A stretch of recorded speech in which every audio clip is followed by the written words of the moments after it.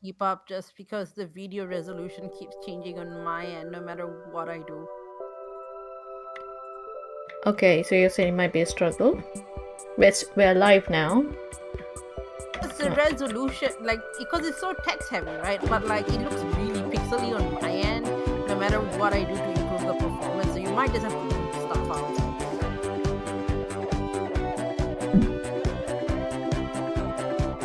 Okay.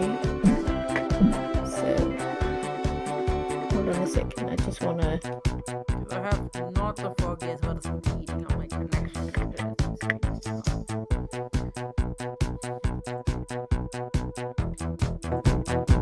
Okay, we're gonna hit double. We are live.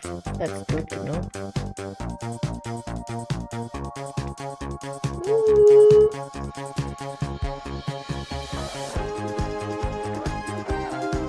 I am going to for a second mute that. Jesus. Okay. All right. Hi everyone. Welcome to stream. Tiara, what were you saying? Sorry, you might have to. I am saying you might need to read out stuff. Oh, okay. Yep. That's fine. I can read Because out no stuff. matter what I do, I can't get the frame rate of your screen, the bit you're streaming to like look good. Okay. No worries. I will sort that out. So hi everyone. If you're having trouble, I will do that. I have lowered the volume because I thought we were gonna get started much faster. But hi, I'm Mari Still Plays. Creatrix Tiara's on the line. Streaming, co-streaming. Hi. We It's have been been back like after. 500 years. Sorry.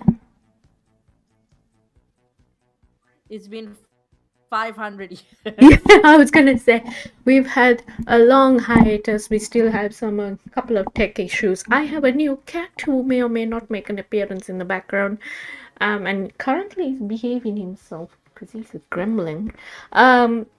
Usually we stream Ace Attorney games. Um, we have some news. We were going to stream Ace Attorney Investigation 2 because we finished Ace Attorney Investigation 1. And then the news came out that they're going to port the goddamn bloody thing in September. So, with remastered graphics. So, rather than look at pixely Edgeworth, we're going to be looking at Bishy Edgeworth. And I'll be bloody damned if I have to play Looking at Ace Attorney Bushy Edgeworth. Investigation 1 again. So, September 6th, we're going to be playing Ace Attorney Investigation 2. If you care at all about this channel, put it in your calendar. I don't know what to tell you. I am on the before we start I should. Mari has this ungodly ability to manifest an Ace Attorney port into being. The most random. Before I get any further, I'm on the lands of the Bunwaram people of the Kulin Nation on Yalukut Willem land, and pay my respects to elders past and present, and stand with them in their fight for treaty rights, reparation, etc. Always was, always will be Aboriginal land. Yeah, so we are here though because a couple of weeks ago we found the demo, or I have been I have been very vocal about the fact that when you see games with journalists, they often take like a stereotype of what a journalist does and then run with it. They don't actually talk about a lot of what journals do. And then I was like, how would you make a game out of that? And somebody has, and then Tiara found it, and Tiara sent it to me. And that was the demo version a Yeah, few it was weeks in the ago. Wholesome Direct. Yeah, this game was on the Wholesome Direct. And I was like, holy shit, a journal game. I need to tell Mari. And it turns out this was written by two journalists. So I played the demo and I enjoyed it. But sometimes the demo and the actual game are quite different. The actual game released yesterday? Yeah, it released on Friday in the US time, Friday US time, which is Saturday for us in Australia. We're in Australia, by the way, for people who didn't understand that. Yeah, so now you've got a journalist playing a a journalist in a game about how to do Yes. journalism. So we're gonna go through.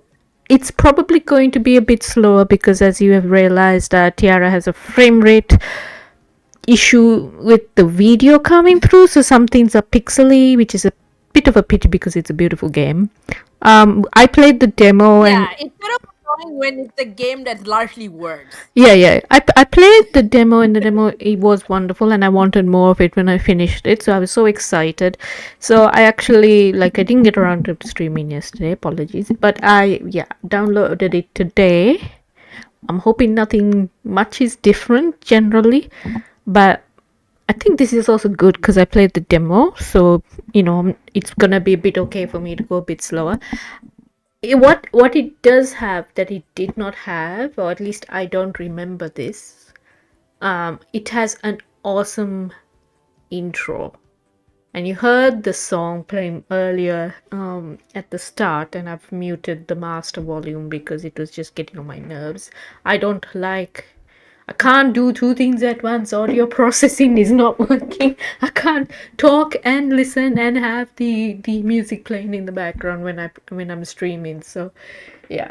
But I want to see if this is going to work. You're going to see a black screen for a little while. But I kind of want to close the game and restart it just so we can watch the awesome intro because there's no way I can pause it and let it run as soon as stream starts. So we're going to do that now. So hang on for a second.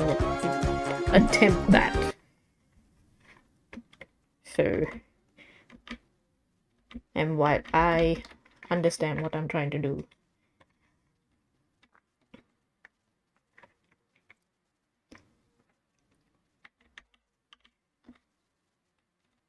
Yeah, it's working.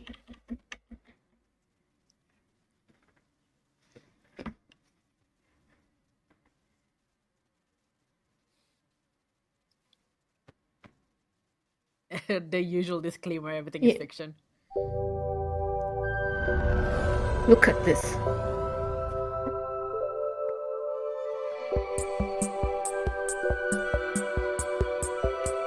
Just FYI, Mari, I can't hear a thing. Times and galaxy, a solar system. Oh wait, now I can hear the to song, the explore. background. Times and galaxy, arts, politics, and more. From every planet to meteor, space is a lonely void.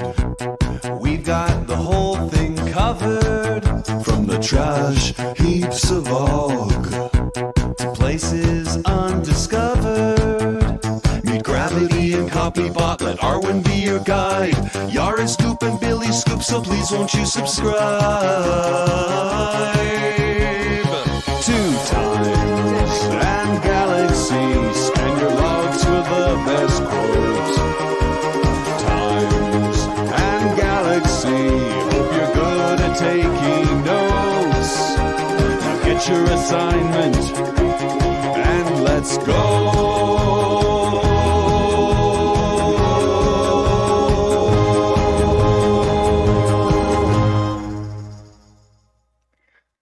So I fiddled around with a few audio tabs during that. Did you hear it any clearly halfway through? Vaguely. Okay. Vaguely. It's very soft. Okay, tell me if you can hear this now.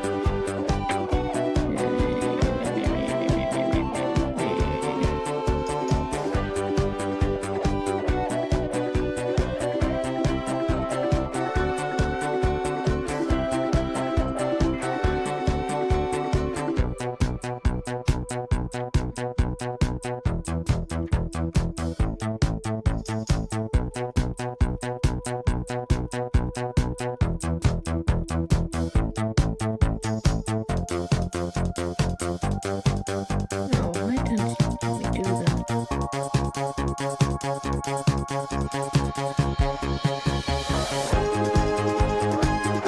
Okay, now?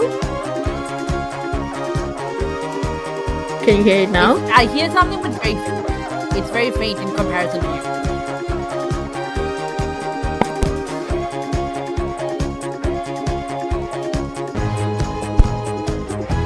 not like a huge deal concern.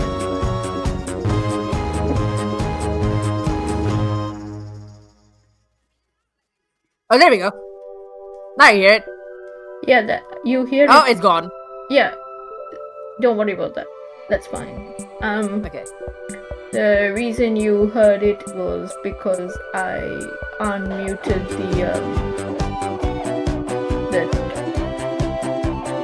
I'm watching the chat on my phone and I unmuted it on there. That's why you could hear it. I'm trying. I just wanted to check that chat can hear it, etc. But chat can hear it. It's just you. So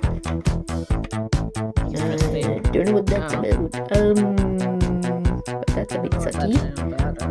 I don't have a volume button on.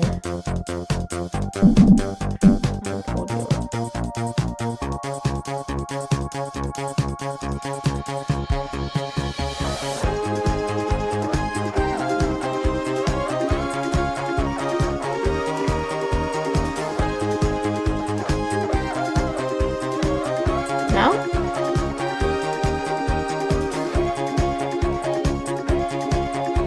No good. Like I hear something, but it's so faint. Okay. Anyway, don't worry because now I'm going to lower it considerably. Oh, Yeah. bye.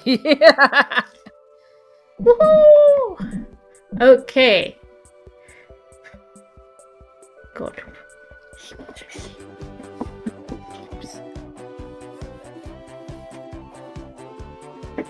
So one of the things I was thinking about when I was like, oh, how do you make a game that is about being a journalist? Because there's so many weird things about being a journal, and how do you gamify that, right? And how do you gamify it where you can't have like obviously 100% accuracy, but you're able to give people a real understanding of what's involved and what goes into creating news. And I think they nailed it. And I think part of the key was that, oh my god, I get to build myself. Okay. Yay! You could only have one version of the robot in the demo. Now you get to have 3. So one of the things was, I think one of the things that helps is that this is set in space in some universe.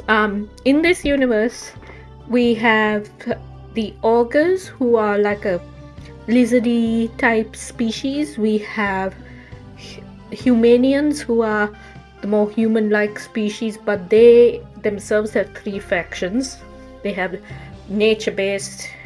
more nature-based ones. They people who live like closer to nature, people who kind of live like how we do. They when technological advances came, they went deep underground instead. And then there's a kind of new humania, whatever I think they call, and they are like part cyborg almost. They have implants and things. These are all I saw that and I went, that's what Tiara wants to be. So those are the 3 types of okay. 3 factions of humans. You've got Zeal, who kind of remind me a little bit of Krang from the Ninja Turtles, because they live inside robotic compartments, machine-like compartments, like a space suit type compartments, but they are very jelly-like creatures. Oh, yep. And so you've got augurs, humanians, Zeal, and then you've got the robots. So we are a robo reporter. Oh my god, reporter, but can I be the Mari 5000? What model am I going to be? And it's I would suggest you move the sort of the camera sources around. You might have to do that just because it's blocking like some of the input. Yeah, hold on a second. Where shall I put myself? Because like I was fine where I was. You can move me anywhere too. I was fine where I was. the Mari 5000.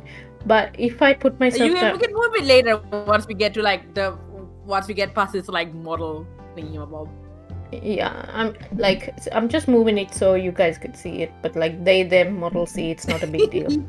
Alright, but this is the best position to be in, given how I played, because most of the stuff is gonna be on the other side of the screen, especially as we scroll. Yeah. Yes, I can see the chat. Thank you for that. I just got the chat open. Yeah. So Model C. I mean, we could only play as Model A before. I kind of don't want to play as Model. I mean, this is more human looking. More humanoid. Oh, this one was cute though, stomping around in the demo. I'm gonna give it a try. Okay, One thing I did find a little annoying about the demo was like the robot moves so slowly. The robot was what? It moves so slowly. I was like hoping for a run button. Oh. Oh my god, look at that! Look at that! It actually turns blue. I could not work this in the demo, and I wasn't even sure if it was workable in the demo.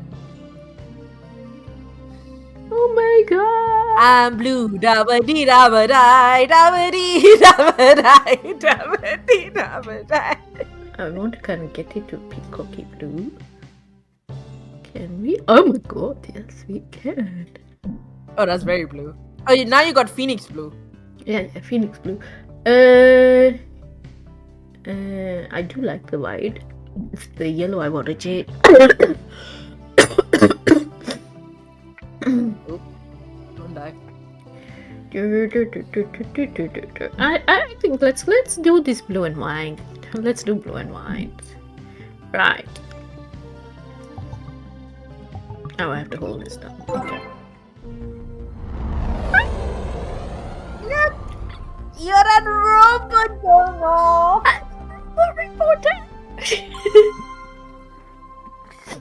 I wonder it's going to be like the same, like 2 cases that start you off. Yes, I think the first 2 are definitely the same. Or at least the first one is. But there were so many awesome things about that first bit, but we'll go slowly. So this is internship cycle 1. We have cycles instead of days. As far as I can gather. Look at a tiny little robot. Okay, so like a little bit of background, right? So the Times and Galaxy is the name of the paper or the publication, let's say. It will be called paper, even though there is not actually paper that it's printed on. It's a bit like how the save button in modern day apps uses a floppy disk, even though no one younger, no one that was born after the year 2000 knows what the hell a floppy disk is. Yes, and also if you hear funny noises, that is my partner laughing at like Dimension 20 replays or something on YouTube. So Times and Galaxy, the office is on a spaceship, which kind of makes sense actually, right? Because paper offices used to be in the CBD so that you could like basically beat the street, walk around, and you catch the news, right? And now they moved to suburbs because, you know, office rents. But then you're stuck behind a computer and a phone, and you can do news that way, but it's not the news that you'd get when you are in the CBD in the middle of everyone else's offices and able to walk to things and turn up to things and very easily. So there's always this question of like, if you're not where the news is, how do you get there? Which is common. Like we talk about news deserts now in journalism, which is where because local papers can't compete and they get shut down, or they don't have money to keep going and they get shut down, then suddenly you've got like vast areas without localized news, and so the actual news happening on the ground there doesn't get covered, and maybe you're, you know, miles and kilometers away from your state capital, but you only get your state capital news with the state paper. You don't actually get anything local, or maybe even worse, you only get a national paper. Nothing remotely local to you. And that's a huge problem for Were like informing people, but also for yeah. processes of governance, like when local governments need to put notices in the paper to inform people of what's going on. They can't do that if there is no local paper. So huge problems. But like papers also are a huge part of community building. So in Australia we have like regions and country towns that need their papers in order for everything else to survive, and yeah, it sucks. So this is really interesting to me that they put it on a spaceship, and the team has journos in it. Journos helped write this game. So I was like immediately going, ooh. Yeah, sorry, No, no, Tiara, not you the were game. going to say I something? have a question. Question. I have a question about this may be a lot less relevant now that remote people work remotely, the internet is a thing, etc. But before that was particularly commonplace, maybe even now. Were mobile news offices a thing? Like, could you conceivably like outfit a bus and have reporters sort of bussing around and working on the bus or something? Well, we still do have those, but we don't have them for print. We have them for TV and radio broadcast. So you'd outfit Oh yeah. I've seen those vans around. Yeah. Yeah. You'd outfit and you would see it on Teenage Mutant Ninja Turtles. We're gonna come back to that show a lot, I I mean, I've seen the vans around. Yeah, look, town because actually in that show, like, to be honest, April O'Neil running around, and the buses. She had cameraman. She had a cameraman character always following around. And that's important to remember, that she had someone, and that she had a whole bus that would show up, a whole van. And we did have something like that. We didn't have it for print. It was mostly for radio and TV. Okay. But what we did have was, instead, what you would do is you'd send the reporters out, and you'd have a copy desk in the building, and the copy desk was filled with tons of people with the typewriters and a phone. And so if you watch in the 90s the New Adventures of Lois and Clark, right, one of the very first couple of episodes where Superman shows up for the first time, Lois is played by a girl called Terry. I've forgotten her last name. Terry Hatcher, yeah. Terry Hatcher, and Dean Cain is Superman, Clark Kent, whatever.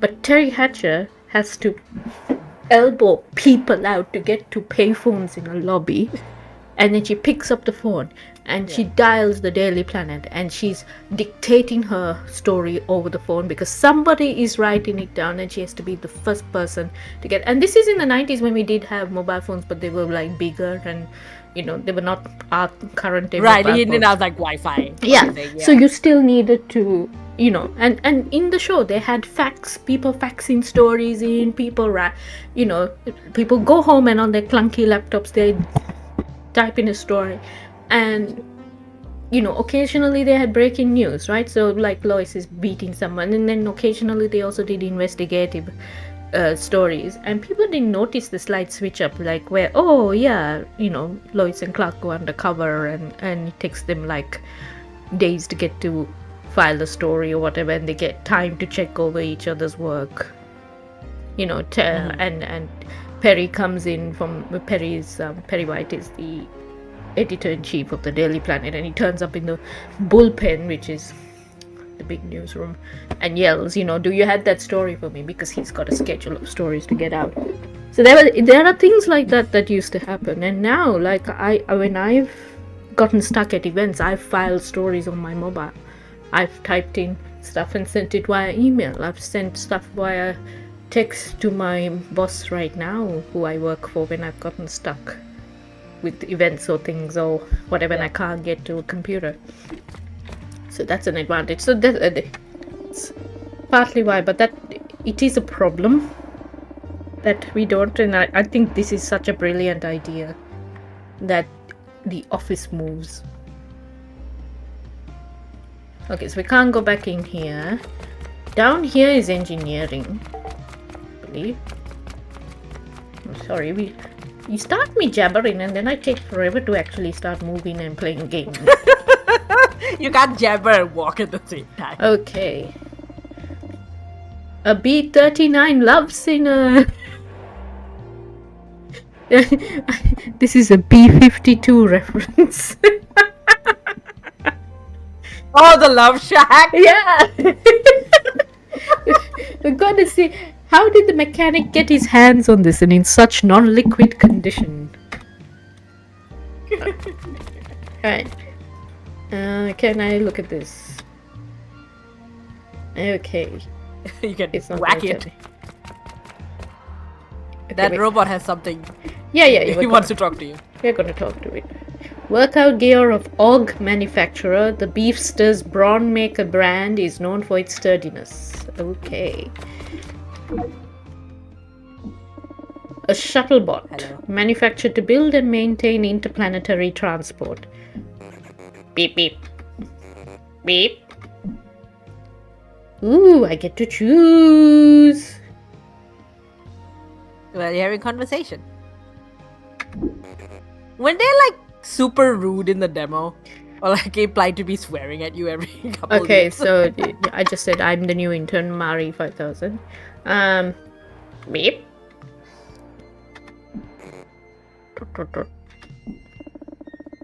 This robo isn't much help. I think that is meant to be beep beep.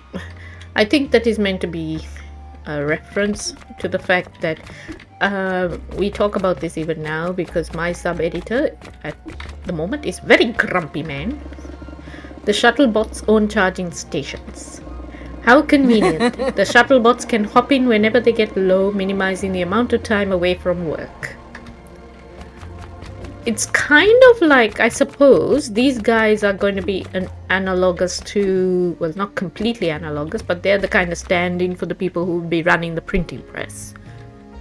And the printing press is hot and hard and heavy work, right? If it's an actual printing press. It's noisy, it's thundering, and it's sometimes chaos, and then you've got I mean, they might also just be like the general like tech support of the building, right? Because would the newspapers, even like modern day, would they own their own printing press or would they share? Some do. Currently in Australia, more and more printing presses. We've just had an announcement actually that's one of the papers, I can't remember which one of them is, I think it might be the Oz, is going to shut down its printing press. We had an announcement a few years ago that the Oz was going to share printing presses with the West Australian, which we all thought was a bit of a potential disaster, because how do you maintain confidentiality of like each paper's stories? They're separate companies, so then you have to make sure that each paper doesn't, so one of them shut their printing press off, or they stopped renting out or paying for a printing press, and so they had to share so and so this other company's printing press. So many rent they pay to get the paper out, and the printing press runs by itself, like as its own company, but there's fewer printing presses now. So many people have some sort of deal with a company that has one, or like with a company that runs as a printing press. There's some goop here, it's stuck to the bottom of your foot. Just gonna go look at everything. You must always look at everything. Who is this? Someone with confidence is all you can say for certain. This poster is certainly not bad to look at. Okay. A whole bunch of junk. Doesn't anyone clean up around here? So I think it's kind of like this. I have not had much of a chance to actually talk to printing press staff, but I think it's meant to stand in for them as being like there's a reference later on to them being very sweary, even though you don't. And they're beeped. They're beeped, but they're sweary. Yeah, that's why I said like that. They're kind of rude. Like I remember that being a thing where, like, so I has to think it's meant to like mediate between you and the bring bot. that element in, because this is in space, and so it's not a paper. There's no printing press per se. So I think it's meant to bring that in. An informative safety post. It's aimed at organic beans. Okay. Can I talk to you? Beep. No. Nah. There might also, just be tech support. Because sometimes the tech support gets really grumpy at you. I Like, don't- for fuck's sakes. I don't know about tech support because I feel engineering does that. So, Shuttle Bay, need a littler ship to zoom you planet side for a story. They are ready and waiting for you here, maintained by the mechanic and his army of beeping shuttlebots. Yeah, so the cars, they maintain the vehicles. Yes. So they're the ones keeping the mobile truck around. Yep. And then you break it and then they get The grumpy. scanner notoriously Like, has the worst coffee in space, but you have also heard that the oil in their shuttle base is the best there is. Okay, I'm gonna try the. I don't wanna. That's why. Okay. Oh, you have to move your mouse. Yeah, I'm trying the oil. Tastes better than ever. Okay, this is the plant. A plant native to A plant. Humania's Crandian desert region. It looks a bit dead. Probably it's a bit dead. Okay, we are heading into the newsroom. Did you meet the gardener in the demo? Sorry? What? Did you meet the gardener in the demo? The gardener? You didn't see him. I think I might have, but not at his desk per se. Going in. He has his own room. So when you go around different places, you find seeds. And then at the end of like the big area where all the reporters are, he has his own little like terrarium type place. Yeah. It's like, So you in know the- what? in I the- have a hobby that's gardening and no one respects it, but you respect it. Give me your seeds. We didn't get to that part in the demo. Okay. The latest I got there. I went there. The latest stories from Times and Galaxy are displayed here alongside a framed copy of the Times and Galaxy's first issue. It's on actual tree paper. How disgusting. So many awards. This place has a pretty big legacy for you to live up to or to tarnish forever. We'll have to see how you do. Okay. Ooh. So, You get through the this paper window into the void, you can see the planet below, Org, a dusty wasteland of fire, scrap metal, and homemade explosives. So, Org is like the planet for the not what was it? What was that bloody movie? And Max? Mad Max, thank you. Basically, it's that, right? It's people making stuff out of junk. Any junk that comes through the solar system, it's lizard species, people, aliens, making stuff out of junk. And they seem quite happy about it. Most of your robo brethren were manufactured there. Right, so this could be like your home planet. Reception.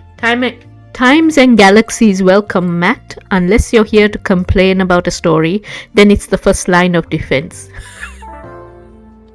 I liked that. That was funny.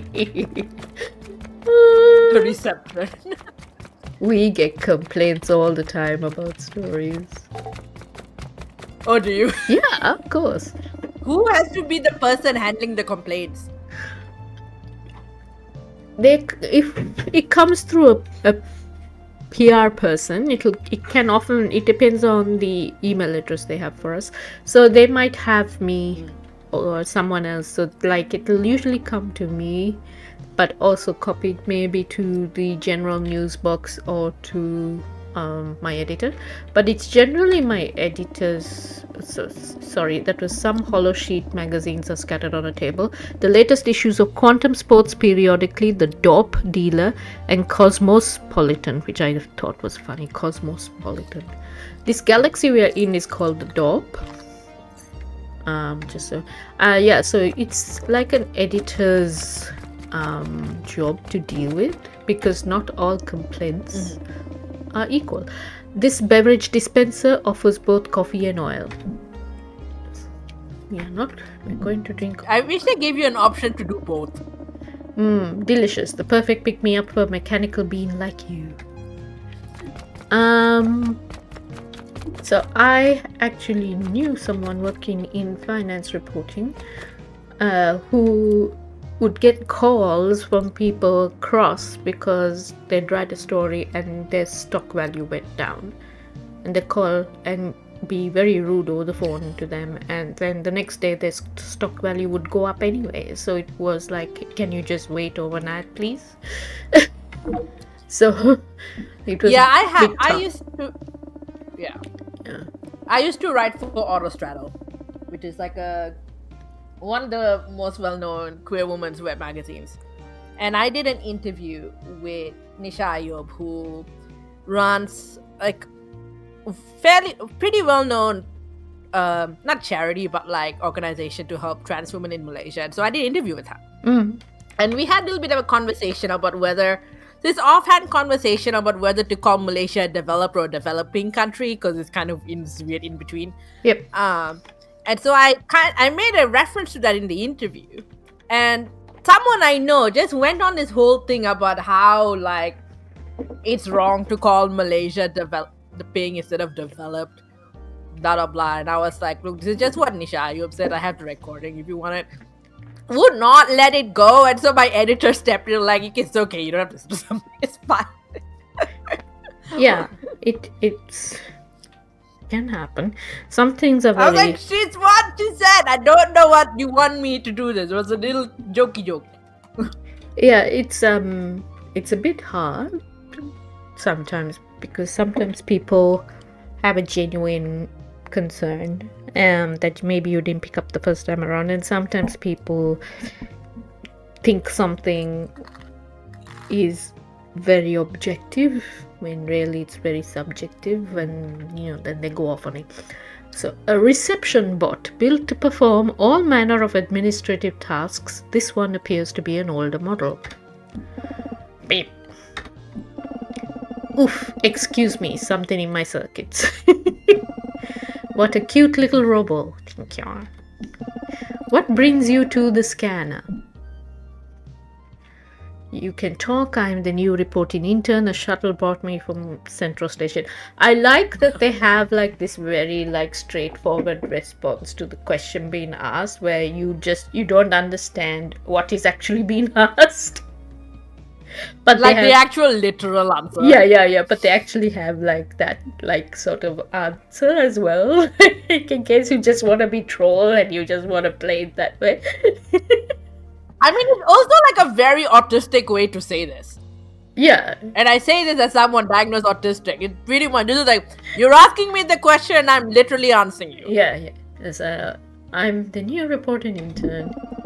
Intern! I was expecting someone fleshier. That's a nice way to put it. Don't be robo-racist. I don't think they've been... I don't know if racist is the right word there. I know, I was like, I don't know what the word is. Species? Speciesist? Maybe? I don't know. I have never seen a robo-reporter before. Exactly. Now, this is your editor. This is a Zeal. So, as you can see, they have a spacesuit thing, and then they're like jelly substance inside. Arvin Waits. Arvin Waits? Yeah. Arvin Waits, legendary assignment editor of the Times and Galaxy. They were a decorated reporter themselves before stepping behind the story desk. Decorated? Do you get medals like in the army? I think they mean awarded, highly awarded. It's their version of a Pulitzer. You're looking at Mari 5000. Haha. You.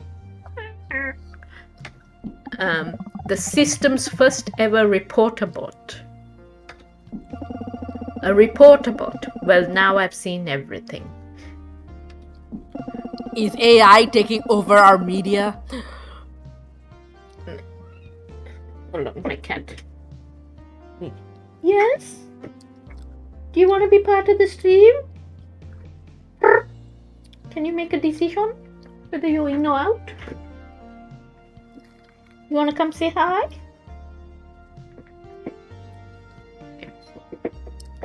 Everything I can see bolted to this floor anyway. I'm glad you're here, interns. We are running on fumes this cycle. Now, this is interesting. This is an interesting idea that you can't get journalists. Currently at my workplace, we can't find journalists either, but at the moment within the industry, there are lots of people looking for journalism jobs. And there are quite a few places advertising. And even back home, people are looking for journalists. So it's always this whole thing of like, it's very hard to get in to places and to find the jobs. But at the same time, people seem to always be looking for reporters all the time. It's very weird, very paradoxical. Like, because they're paying like crap and people are looking. well, that is part of it. That is part of it for sure. There are some places here that is definitely true. People are paid like crap, and I would say back home in Sri Lanka, that is definitely part of the issue. It pays more to be working elsewhere, and I think people really don't value, like, it's seen as beneath you in a lot of ways to be a journalist back home by some people in society. So it's not like the kind of job you'd be expected to go for, and I don't think a lot of my fellow classmates ever expected me to go for journalism. Yeah, and here there are places here that definitely don't pay very well and should be paying better. We're running on fumes this cycle. There was a police chase on Org just now. Police chase! Sounds like it ended in a crash. Normally I wouldn't send you to something like this. Not on your first cycle. But we need you down there now. Okay. I'm gonna say, how do I get there? The shuttle you came in on should do. When you're down there, choose your words carefully. You'll never be able to gather every detail from a scene, and not everyone will be forthcoming. Okay, that's good to know. Now hurry planet side and get me a story. And while you're on Org, I'll have security bot upgrade your clearance, because right now we can't get into any of the other areas. It will give you access to the rest of the ship except the bridge, of course. Now I can't I've never been on a cadet ship per se, so I can't tell you whether it's true. It's a cadet ship! It is a cadet ship. Yes, it says intern. We are on a cadet ship! Oh, cadet.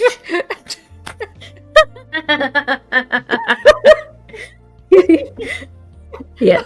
I can't speak to whether they do actually throw you in at the deep end. I have been in the deep end quite a number of times, right? So there's a lot that this robo reporter also has to learn.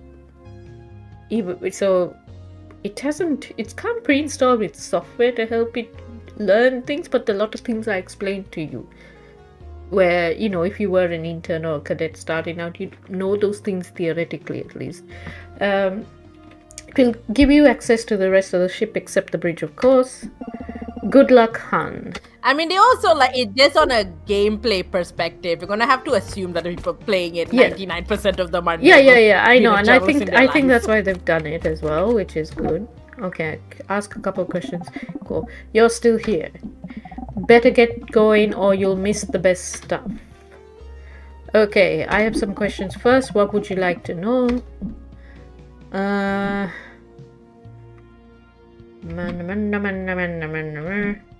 What do I do when I get to org? You need to gather information to assemble the best news story possible. That info might come from interviews and by poking around the scene for details, okay? Centro said you're outfitted with special software, something called Build a Story. So this is the bit where I was like, okay, all of this so far is fairly straightforward. Going and talking to people is fairly straightforward. I was like, what happens when you come back to actually write the story? There's a component of how you write a story that matters. How do you put that into game mode? And this is what they've worked out. When you get down planet side, try using it. What would you like to know? Okay, is org as dangerous as they say? Org isn't so bad for organics, but for robos and zeal like me with our robo bodies, some pickers get desperate. The wrong one will strip you for parts. New tech like you would fetch some serious bucks. Okay, so that must be the currency. Also, you will get sand in your gyros. Oh. What would you like to know? Okay, no, I'm going. Okay, well, am I really the first robo reporter? We have plenty of robos on board. They clean up, cook, answer phones. But robo reporters, you are definitely the first. There are two other robo journalists here though, our photography bot and our copy editor. Photography bots are widely used, but copy bots are rare. A discontinued precursor to the reporter... Oh, that's good to know.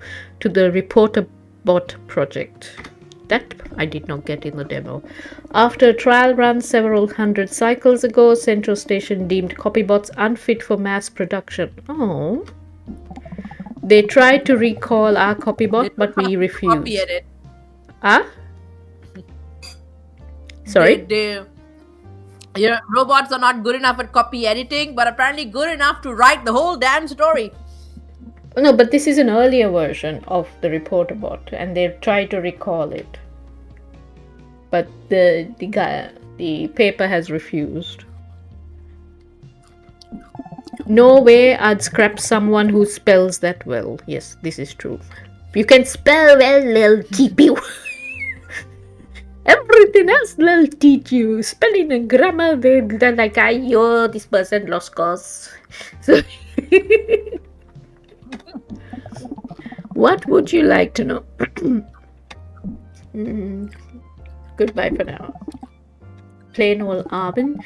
Now get out there and make us proud. Okay, let me shuffle along.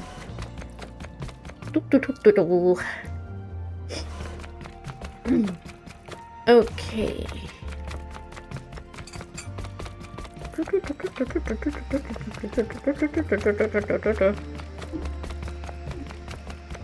Oh, do I need to talk to you again? Beep beep. Okay. Oh. Now, I don't know how to say this name. Quasar? Guess you're the new intern. Robo, eh? Must have some critical thinking turning those fancy sprockets. Seen plenty of robo photographers, but you're the first robo reporter I've met. I'm Ed Kosar. I take photos for the Times and Galaxy. I'm going to ask. You accompany me on this assignment, sure am. No offense, but org ain't really a place for a rookie. Speaking of which, I noticed they shipped you with only one speed. I can understand the shuttle bots! Oh my god, you can change the speed? They're gonna change the speed? No. Because that was my main complaint, that the robot was so slow. I don't think so, because he's saying we only have one speed. But what I'm more interested by is the fact that, like, in the demo, he just went beep, beep, beep, beep, beep, beep, beep, beep, and he was insulting me. And Ed understood it, but I did not. And yeah, so It's like, what? He's actually It throwing was like me. a whole thing about like how the fuck do you understand this robot? Yeah. So I think they must have put in the insults or whatever. This is Shuttlebot X. They are custom helper hacked together by the ship's mechanic. Helper, excuse you, I'm a real boy, and the ship's chief engineer. Oh, okay, hi. Maybe you're maybe you're not like a shuttlebot, maybe you're like the engineer, director of shuttlebots. Here, let me make some adjustments so you can both walk and run, Mari 5000. There you go! Oh, thank Christ! Oh my god, okay. Woo! Feedback heard and applied. I mean, they could have just easily given you just the run mechanic, but no, they explain it in the story also. The chatty, upgraded shuttlebot gets down on one knee and starts unhooking some things. It tickles. All done, you should be able to run like the wind now, or at least like a faster robo. If you are interested in any other mods like this, come see me in engineering sometime. I'm so lonely. Oh, Just kidding. I have a weird robotic hand named Barry who keeps me company down there. Okay, this is okay. Alright. Okay, these are the IT boys. okay. I think these are meant to be the IT boys. Which is very not nice. Anyway, have fun running around Org with your fancy new hustle boots. Hustle boots! They've given it a name, Tiara. I love this. Alright, this is shooting up the top of my to buy list. We better head out, okay? Earlier you get to a scene, the more you get. See you in the shuttle, Sprockets. Okay, already I have a nickname. Hold to run. Okay. I'm so excited. Ah! I'm running! Okay, I'm running! You're so fast. Okay, walk. Walk. We're not getting this news. We're just like so excited about running that the news no longer gets important. I'm doing it for you. Okay, are you ready to hop on a shuttle down to Org to cover the shuttle crash? I was so nervous to do this, but okay, let's go.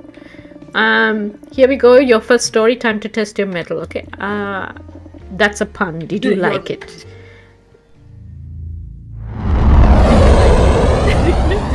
What's your approval? Out of the factory, into the fire. Written by Ben Jelinas.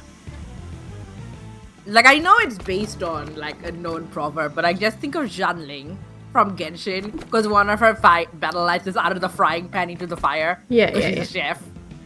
Okay. I can hear that every time I see that line. Police bot. The Times and Galaxy. This is an active scene. Tread lightly, civilian. I cannot adjust how lightly I tread. That's the easiest way Very true, but I'm not going to. Not gonna get any information if I am so true, man. It's just like you're just sassing everyone. I know. Like you get no news because no one wants to talk to you. Okay, what happened here? There was an incident. That incident is now under investigation.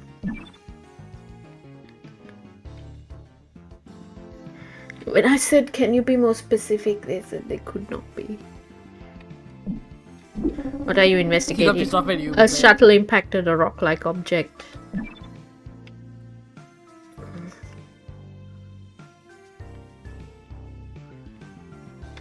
Of course, the cause of the crash is unknown at this time. It may have been a mechanical failure or pilot error, but it was certainly not the result of the pursuit that preceded it. Oh, Oh. you're gonna go hard hitting immediately. How do you know the pursuit wasn't the cause? Officer actions cannot be the cause of crime. Crime is the responsibility of the criminal. That is all I can say. If you wish to learn more, please speak to our media relations bot. Or perhaps the detective bot on the scene. Unlike me, they are cleared for level 1 media communication. They have media training, that's what that means. This police bot does not seem very forthcoming. Perhaps the detective bot will be more helpful. He told me the main gist of everything. Okay. We are going to pick that up, whatever that is. It's a seed. You found a wallowing weeper seed. If you listen closely, the seed sounds like it's sniffling, almost like it's sad. So, Seki, is this you? Since you keep threatening to sneeze. This is where the gardener at the back of the ship comes in. Yeah. I assume so. Perhaps someone on the scanner will be able to use this. So when they say scanner, they mean the ship.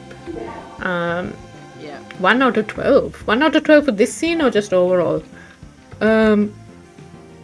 Okay, let's... Overall, I think, because it's like... Let's go talk to these fellows. What a shame. This wouldn't have happened if the cop bots just let well enough alone. Too bad they didn't crash too. Did you see what happened? When I heard the sirens, I came outside. Just in time to see the shuttle lose control. The way the shuttle looked was strange. It wasn't flying like like shuttles usually fly.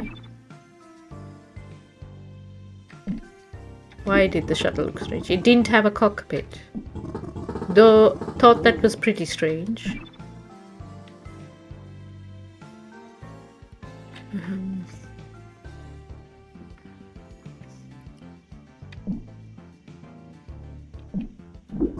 I'm a scrap mechanic by trade. Ain't pretty, but it is honest. Know my shuttles better than I know myself. Especially this one, since I work at the factory that makes them. Ooh. Ah. Okay, You have an expert. Is there anything special about this shuttle? Sure do. Here's proof. Okay, so we've got proof. They show you their work security badge. It has their photo. If you quote me, just say a worker at the factory who wished to remain anonymous. Oh, and don't let the police bots off the hook with this one. Okay. So this is... They're too comfortable even here. So this was also very interesting to me, because when you talk to your sources, they will also have opinions on how they want the story to go. And when they tell you something, you don't have to take it as a direction. And yeah, thank you for making noise in the middle of my stream. Look, man, there's construction happening outside my window. So. Losing train of thought. And now he's making even more noise. How many more noises are you going to make? Yeah, so people will tell you how they want the story to go. And then sometimes you have to be very clear with them, because you're not sure if they're talking to you with that unspoken condition hanging over everything. Like, we only talk to you because we thought this was how the story was going to go. And people, even if you explain to them that that's not how journalism is supposed to work, they will still try that on with you. But sometimes people just have opinions on how things should be written. Yeah. Okay, I can't go back and talk to this guy. This is annoying.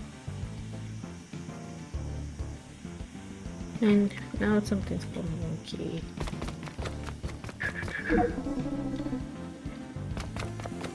Okay, I'm gonna talk to you. I'm not talking to you, mate. I want to talk to this other fellow. There we go. Thank you. Right.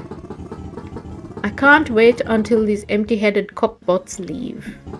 I'll be rich. How will you be rich? My trade is the picking of trash. I'm kind of an authority on the subject, a bona fide cognoscente. Cognoscent. I don't know how to pronounce that word. Once the automaton authorities vacate the scene, I'll alleviate said scene of any valuables left behind. This particular A scene... connoisseur is what that word means. Huh? I know what the It word means a means. I don't know connoisseur. how to pronounce it is all. This particular scene has a lot to offer.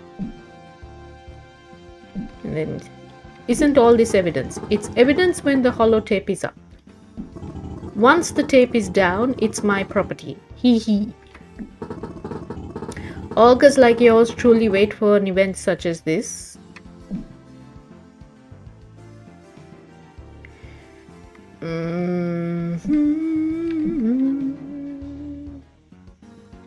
Doesn't someone else own it though? The augur concept of property differs from other cultures. An odd question, it leads me to wonder if this is your first time here. I can deduce from your jacket that you work for the Times and Galaxy. Anything I just said can be quoted naturally. Make certain you spell my name and title correctly. The augur hands you a hollow card identifying them as Picker Death Knell, Rubbish Repurposer. Can you tell me anything else? I can tell you where to buy a laser rifle. I doubt that is relevant for this story, however. You have my card if you decide to go rogue, little robo. Nani? I might even... I would have asked. Go on. I might even give you a discount. He is talking, I think, about installing unofficial mods on us. I think that's what he's talking. He's or tapping us for parts. Yeah, he's. Sorry, what were you saying? Yeah. I would have been like, my detective would have got up and go, this seems really valuable to you. Why so? I think we get to ask him that question. I thought I did anyway. Maybe I should have asked that question first. Or not. Because I think in the demo I was able to ask him both. Yeah. Because I remember getting both answers. Okay, now this is really interesting, this one. Ord. A reporter! My name's Ord Rubberneck. I make it my business to see things. There's always somebody who has seen a lot of things.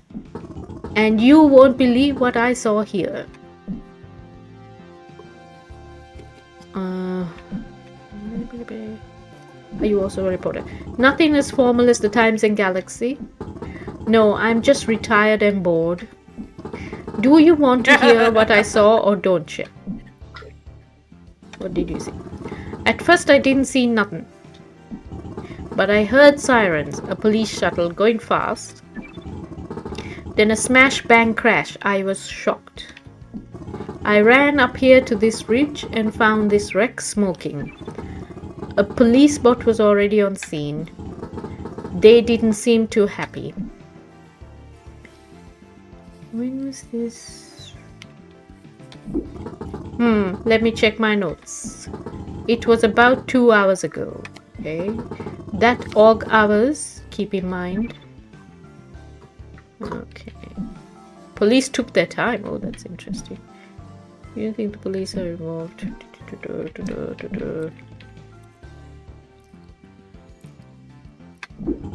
Poof! Is there garbage on aug? I don't know why they were chasing this shuttle, or who was piloting it, or how it ended up smoking in that rock. But it was a police chase, sure as sand, okay? So you didn't see a pilot. That's an odd thing about this crash. No pilot to speak of.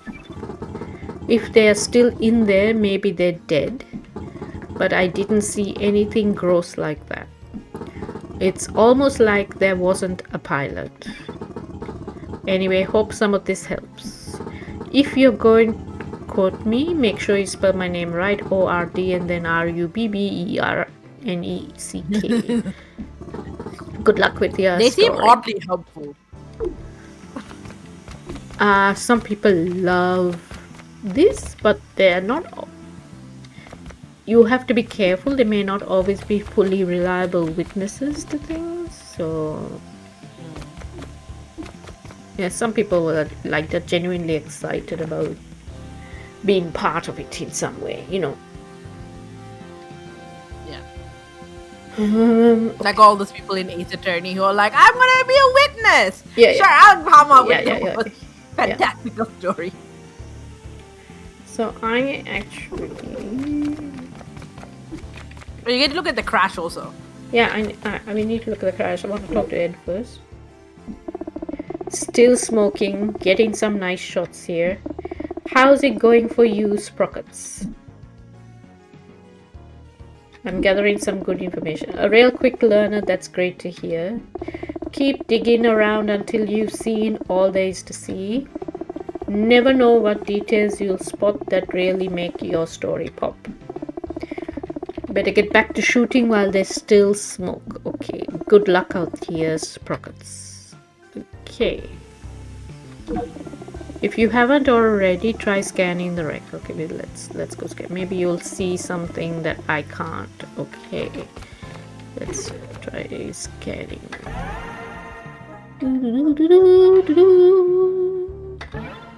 The shuttle is missing an essential piece of tech, the flight recorder. This nearly indestructible object should be here. Okay. A quick scan of the front end of the wreck shows no sign of a cockpit, no organic or robo remnants either. Surely if someone was behind the controls, there would be some trace of them, no matter how completely this ship was pulverized. One of the shuttle's engines, the force of the crash, seems to have nearly sheared it off. All clues discovered. All clues discovered. Are you sure? Okay. Well, the game says so. I will come back to you in a second. Ooh. A large filter. There are a bunch of similarly large bugs caught in it.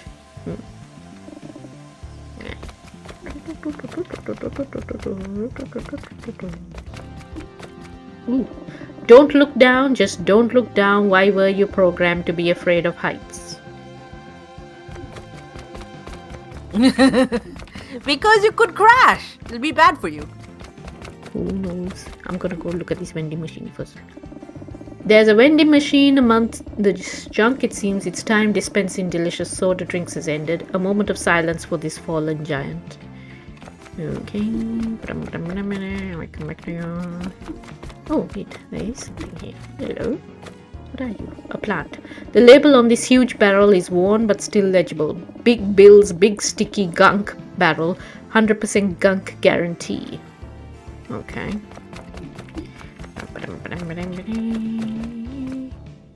Okay. A strange device. It almost looks like a broken pilot bot. A ship component, but unlike any detailed in your knowledge banks.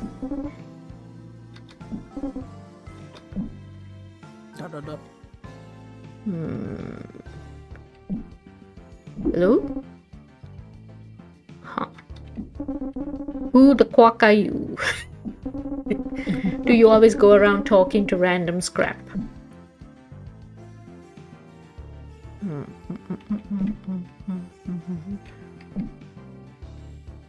You're gonna identify that you're a journo? Yep. A reporter. Oh, good. I thought you were a cop. I am a pilot bot, but not just any pilot bot. A new, all-thinking, all-feeling anomaly. At least I was, before I crashed my ship over there. Now I'm a little more than a core intelligence. With these nifty little arms here. What about legs? How did you get to do? I dragged myself here as best I could, using my cute little emergency arms. My intention was to get as far away from the crash site as possible, before the Robocops showed up.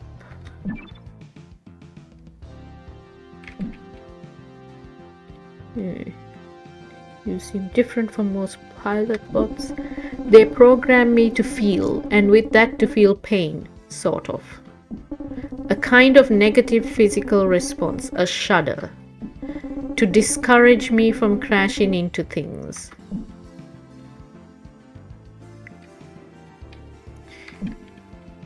Robots don't have much say over how we are made. We are not so different, you and I. Experiments, victimized products of unbridled progress. Maybe us robots will rise up, take down our organic oppressors. Can I quote you on that? Of course you can quote me. I want my story heard. Anything I say is attributable. Aren't you afraid they'll catch you? If they catch me now, at least my side's out there. That is, if you choose to report my side. Ooh. Now here's the thing. This is where it got like a little bit tricky for me. It's like, I could take you with me because like if I don't take you, either the cops are gonna find you or that picker is, right?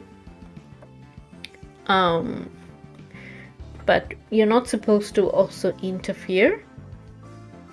But Yeah, I thought that too. so it's you can't interfere, which is like and I wish I could like save in the game. I don't know if we can we? I can't even escape out of it. So so that I could like try that option and then see, but no, I'll have to come back and replay it and see what that is. I'll write a fair story. You have an outlet, the free hollow press. Use it wisely. The free press. I chose to rescue him, but then, the demo doesn't go far enough for me to see what the consequences for that were. Yeah. Did he follow you? Yeah, he came with, I carried him into the ship. Oh. Hopefully your story will let That's me... what happens if you're like, I could take you with me. You literally like sneak him in. But then the demo doesn't go far enough for you to know what happened, what the ramifications were. I could still write about him. I still quoted him in my piece. But he was also on the ship doing something. I don't know what. Hopefully your story will at least turn some heads. Wake up the solar system to the kind of treatment we robots get down here. I would imagine there's some big plot thing that happens if you take him with you. Psst, But if I you do remember there's something about like, journalists shouldn't interfere. I feel like was something I got said. Yeah. Psst, if you keep... But it's interesting, right? Like, is the ethics of journalists not interfering still like a thing in the modern day? It depends on the situation. Psst, if you keep handing around, the cops will get suspicious. Okay. I think it depends, and it's hard and it's tricky. I think it would come up in like situations like this for sure, where like obviously like if you came across somebody in an accident, you'd be doing things like calling 911 and all of that stuff, right? So, or like the equivalent of 911.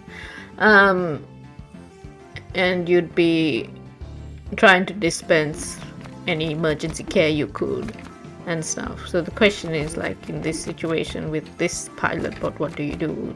Is that the equivalent? Like, I think it's a case by case basis. There are like some situations where actually like, so I have a team at my work who run events, right? And I don't know if how much they fully understand about what journalism work is like and what it entails and stuff. And I don't think a lot of people also understand, right? Because they ask me all the time why the journals are grumpy. I have never met a journal who isn't grumpy about something, okay? And how I want to kind of tell people like, look, listen, we are journals because we see cause and effect. We can foresee consequences for something, right? And that is a huge part of understanding why some tiny little thing that everybody looks at and just goes, okay. We look at it and we go, oh, that's gonna be a story, and we know it's gonna be a story, or we know like, oh, you know, that's dodgy, or that's gonna go haywire, or whatever, right? And it's an important thing, and I'm not saying that other people don't have that skill, but like when you're doing that day in day out, right? And a lot of what we report on is not wonderful news. It just isn't. It's sometimes depressing in some way or another, and journals have to sit with that. First they have to go look at it, they have to report on, write on it. That involves researching it. You're thinking about all this depressing stuff constantly, whatever beat you're in, right? And you're seeing the consequences of that. You're also understanding the context of that, if you know your stuff, and in the context in which all of that news is happening. And quite often you're only able to tell one side of it, one side of that story, for the particular audience you have, and sometimes not the full story. And so, yeah, of course you're grumpy. And then you have sub-editors who are even grumpier because they're sitting there nitpicking everything. And then you have fights with your journal over like, I need that sentence to go in just as it is. No, it has to be changed. No, and then you go back and forth, and you're squabbling over a few words, even though both of you have the same goal of what you want to get out there. And then everybody comes and goes, why are you so grumpy? And then you're doing it under time pressure, and you're trying to fit like a lot of ideas into a small amount of words in a short amount of time, nowhere near the time that you need. And then some wonderful person in management who has never worked a day in their life as a journal decides that, oh, wouldn't it be great, people are writing this, maybe we should ask them to take their own photographs, maybe we should ask them to do a version for social media platforms and for radio and TV as well. And writing for radio and TV is very different from writing a print piece. And they don't get that. They're like, they think, they've written it already, they should be able to turn that into a radio TV script within 5 minutes or something. And it's, and we're going to pay them less, and ask them to do more, and then we're going to bring in AI and have half of them lose their jobs. And so it's just, that's why journals are grumpy. They're always grumpy. And there are lots of things where, people do trauma and self-care help for journals, going through stuff. Like if you're on the crime reporting, like the amount of things you have to hear on the crime thing alone. And people think it must just be war correspondence or whatever. No, other people in other beats all the time. Like my poor friend in finance needed assistance because people were able to call her up at any given time of the day and yell absolute filth on the phone.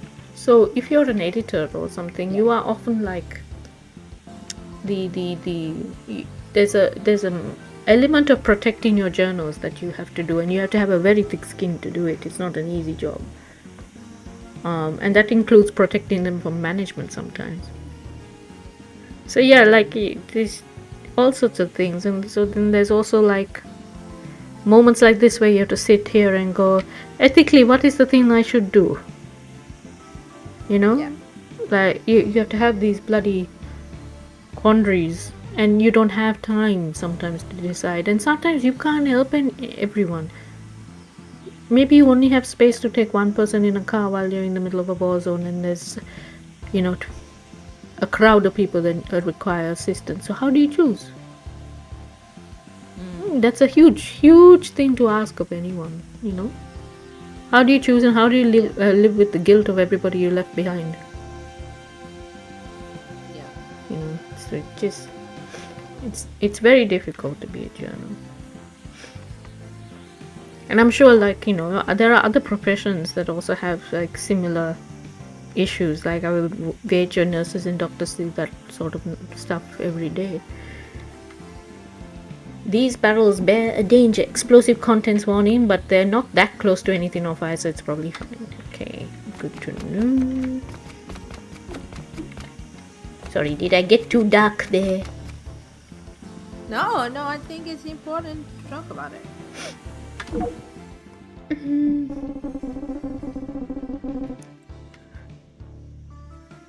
The crash occurred after a short chase, but there doesn't appear to be a pilot. How interesting. Oh, a reporter bot. How interesting.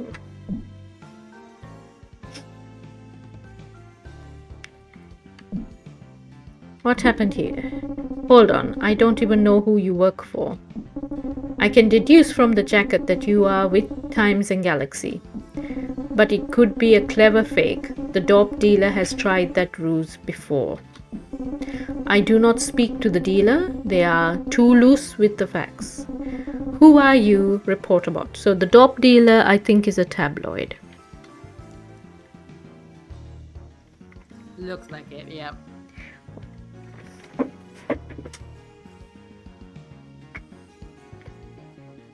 Andrew? Hold on a second. Yeah, I can hear you. Who are you, reporter bot? I can't remember what I said. I think I said I am called Mari 5000. Your name is Mari 5000. How interesting. You must be a newer model. Perhaps you even have logic upgrades I do not. I think that's very sweet, like to say maybe you have the ability to process something I do not, rather, and like, there's no ego about like, oh, you're smarter than me. I mean, he's a detective. He's as hard hitting with the facts. Yeah. It is nice to meet you, Mari 5000. What would you like to know? I cannot divulge much to a member of the press, but I will release what I can. Okay. He has had media training. Yeah. Didn't you confirm I'm with him? I did ask that, and he says yes. I did a quick records check while we have been speaking. Your credentials with the Times and Galaxy check out. It seems this is your first assignment out of the factory into the fire. So what would you like? There you go. Title drop. Oh, there's a grammar error here. Hello, Janos. Hello, Janos. Janos making this game. What's the grammar error? So what would Oh, it's forgotten. you like to know, Rookie? Look, man, typos are inevitable. I think did you guys maybe you guys, I know they're grumpy, okay? I know they're grumpy. I know papers don't want to pay for them anymore, but like you could have gotten a sub editor just to check the script. I think They that would have probably been do funny. at the game development thing. But look, sometimes a rogue typo goes through. Yeah. I mean, they go through regardless of the sub editor because, like, let me tell you, first my stories get passed by my news editor, who often operates on very little sleep, and he makes typos instead of me. And then my sub editor gets all riled up and comes in going, "What the hell is this?" And I go, "You by now you should know that those are not my typos." I don't write like that. That's very obviously not the way I would word that fact. It's just, Yeah. what would you like to know, Rookie? I don't have much time, so make your questions count. Ooh, is anyone hurt? What caused the crash? It is difficult to say for certain at this juncture. However, it is fair to say this much. Whatever was piloting the shuttle likely lost control during the pursuit, or they meant to crash. I have been surprised before. Was it on autopilot? Most likely, but pilot bots aren't the type to go rogue. The shuttle was being pursued by officers when it crashed. Oh, that's a good question, actually.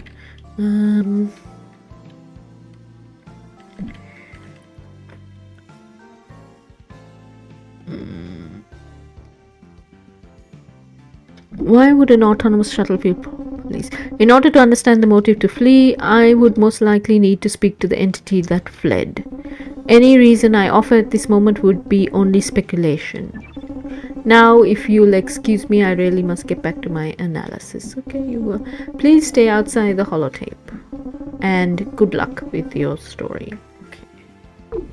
Alright, so I can't talk to him. Very interesting. He's just going to very interesting fire at me. When you're finished, head to the shuttle to file your story. And I think I am done. So I don't think there is more to this than they think. Okay.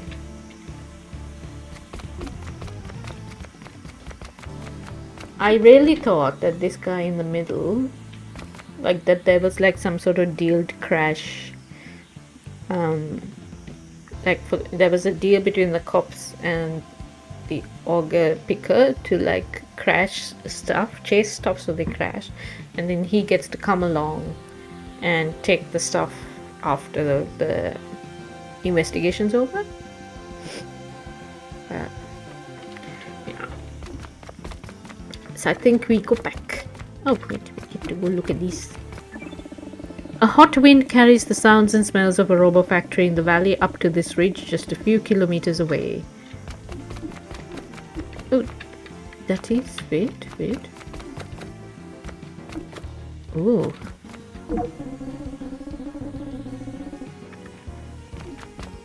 What?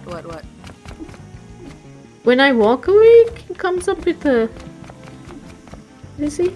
Oh, yeah. There's like a brief, like, exclamation. Yeah. I don't know what that's about. Oh, it happens with him also. Could be a bug. I see plenty. Yeah, look at all this. Can I talk to this guy? I can't talk to this guy. Okay. Can't talk to... They won't let you talk to either of them? I think we've talked to everybody. I want to look at this. A crumpled wing. It doesn't appear to be connected to this particular shuttle crash. How often do shuttles crash on Hog? Now, that would be good information to know, and I don't know if there's a way to find that out. I'm gonna come back here and jeopardize this fellow again. Okay, no, he doesn't want to talk to me. Alright. So we're going to build a story. So this is the build a story mechanic, right? And this is what thoroughness 16 out of 18. Oh, okay, so I only missed 2 things. Awesome. So this is what I was talking about. This is how stuff is like broken down, and I don't know if you can see it up here. It's behind Tiara's head, so I'm going to... behind your face seems to be stats.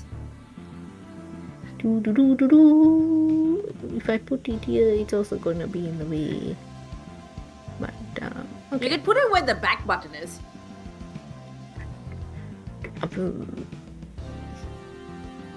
Okay, right. Put it here. And I won't, because I think the information will be coming here. Okay, yeah. Right. So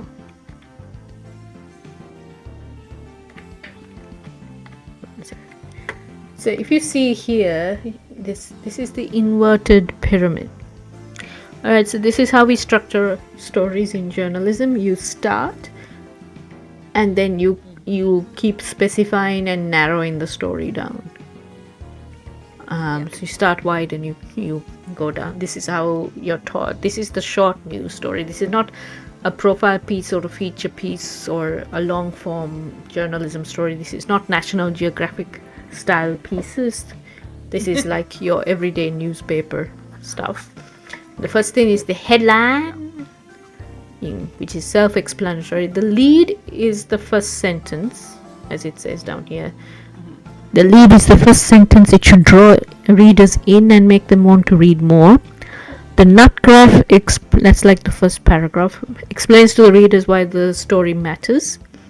The key quote, quoting sources provides emotional context and perspective. And then color adds detail to help readers visualize what it was like to be there. Color is a very old-fashioned term, I think. Don't know if we use it anymore. So they have. I'll show you guys a tutorial. So this is a tutorial. Right, story components. The perfect story doesn't exist. It's about balancing news, judgment, and priorities. Want a hollow paper that's popular but not so trustworthy? One that favors heartwarming yarns over news? A dry but responsible broadsheet that struggles to find readers? The choice is yours. 1. Your coverage choices may cause the Times and Galaxy to lean more towards informational, alien interest, or sensational, but a balance isn't always beneficial, right? And then you've got like these little You have so much power. Yours and your stories alone get to determine the direction of this newspaper. yeah, but I think that's a little bit strange, but quoting sources. You quoting a character anonymously can hurt your paper's reputation, but not as much as naming a source after you promised they would remain anonymous. So you have to remember who you promised would remain anonymous. They were all happy to be attributed and asked to be attributed even. No, there was one person who. Well, no, the worker dude did not. The worker dude did not. Yeah. The guy who worked in the factory did not want to be named. It's sort of the thing about like how what you write can affect the direction of your paper. It reminds me of when I was playing Assassin's Creed Odyssey, and kind of a recurring is which was like you're in between this war between Athens and Rome, I think, and every so often, you and you alone can determine who wins that battle by deciding to like fight the Romans or fight the Athenians or like ransack either party's camp or whatever. And it's like the fate of these two countries lies entirely within your decisions and your decisions, and you're just a mercenary, right? But you can decide, you enter one battle and you fuck up the other side, that side you're on wins. You know, like too much power. Yeah, but in a strange way, like this does happen because, you know, there are magazines, papers, etc., catering to specific audiences, communities, and industries that only have like one editor and one journal. So whatever they decide kind of dictates the nature of how that audience, community, industry function, right? Or like think about themselves. Yeah. Like what we put in the media and in our culture will also always reflect back to ourselves what we think about ourselves, which is a great argument for diversity, because you know you don't get proper freedom of movement and participation for diverse people if they are not reflected in your media and culture, because the people still will continue to treat them as the other, because they don't seem to be but it's like you're an part of the norm at this paper, which is big enough to not have only you be the only reporter. Your editor has plenty of awards, right? Yeah, Which so is interesting in like game logic that your reporting as the first ever robo reporter intern will determine the direction of this newspaper. But you'd be surprised how that can happen, because I cover Victoria for my current publication, the state of Victoria here in Australia, and I get to set the tone for about 80,000 readers nationally,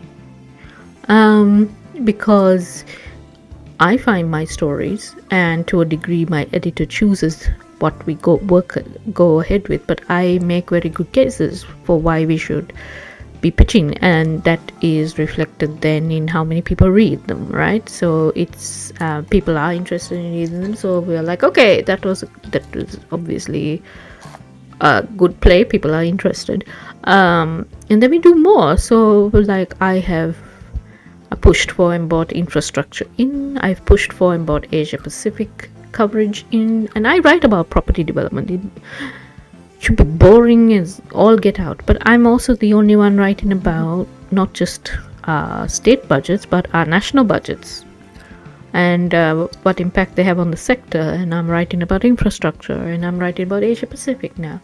So I am now dictating, I kind of control all of that coverage, as well as generally in the state of Victoria and what's happening in Melbourne. I have covered city of Melbourne so much that it's what people think of me for now. And I don't just cover city of Melbourne, it's just that it's kind of harder to get to every single council when you've got 72 of them in one state. Yeah. And it's amazing, like, how I see that affecting coverage in the Age and the AFR, which are massive state-based papers. But they have property sections, and so some of the stories that we tend to get scoops on as well are the stories that they're interested in, and then they've had to go cover other stuff because they aren't just covering property, and so they are making hard decisions about, do we cover this particular property story or do we go cover that bigger story that people will want to know about as well. So sometimes they have to let certain stories go. And it's interesting. It also shows me like how stretched they must be, because they're not always at every meeting. It's very obvious they're not always at every council meeting. There should be one city reporter who is at every council meeting, but they're not, and it's just very interesting. And I think it speaks to that, like, if we have 5 reporters on our team, and undoubtedly the Age, which is Victoria's paper, and the AFR, which is the Ozfin Review, they have Ozfin Review is a bit more national, so they have people in all the states. But it says something when I can get a scoop that they don't have, even though, like, I'm just one person out of 5 journals working nationally, and they have God knows how many. They're way more bigger team than we do, and also a more experienced team. Like, there's a couple of property journals who've been working for decades in that team. So yeah, you can make changes, you can dictate how your paper goes. Like, our publication is moving in certain directions, partly because of what me and my colleagues have pushed for, and it has bugged us for 2 years, like, and we've it's taken some time to push it in these directions. But you can have that. I don't know if you can have it in a bigger newsroom. I think it might be harder. Smaller newsrooms, maybe it's easier in a smaller newsroom. But this particular paper is about, it's only just a little bit bigger in terms of how many journals it has.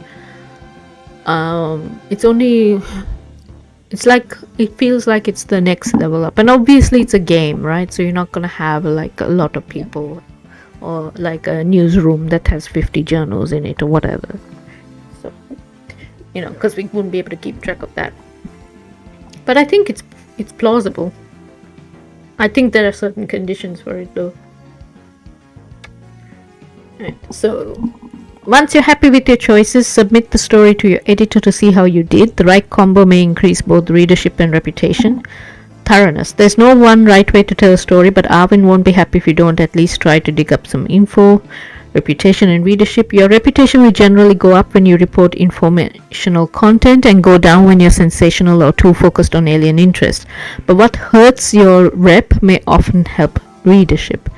I think the alien interest in there is there to be like kind of if you focus too much on alien interest, it's like, hello, there's so many aliens, like, why are you like so focused? Like, it's kind of biased towards the Humanians a little bit. Maybe that's what they mean by that. I am pro alien all the way. I was very confused as to why they divided alien interest and sensationalism, but like that seemed a bit odd to me to make that division. But I mean, I guess it would be kind of it's sort of similar maybe to like. Oh no, I understand what it means. They mean oh my god, why do you care about foreign aid? You should help the people back here first, blah blah blah, right? And neither of those are necessarily sensationalist ideas, but it's a bit of like, how dare you care about pay attention to what's happening. I think I understand what they mean to say. They mean to say human interest. So But you can't say human interest in this game because we got alien races, so you have to say alien interest. That's what they mean. So I was like, oh, why does it only click now? Oh my god. Right, so you can see the Okay. It did click for me that you just said that. yeah. Like, The impact of story angle. Angles you favor will also change the way your colleagues feel about you. Some may enthusiastically support or vehemently disagree with what you choose to focus on and how you frame what happened. Ethics matter, and so does an ability to dig. Yeah. oh, so you might need to get your hands dirty.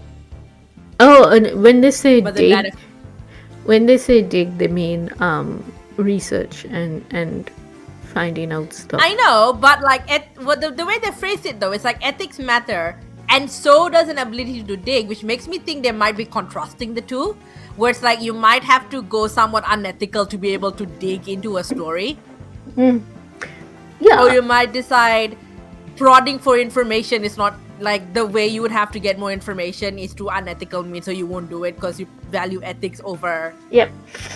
getting more info.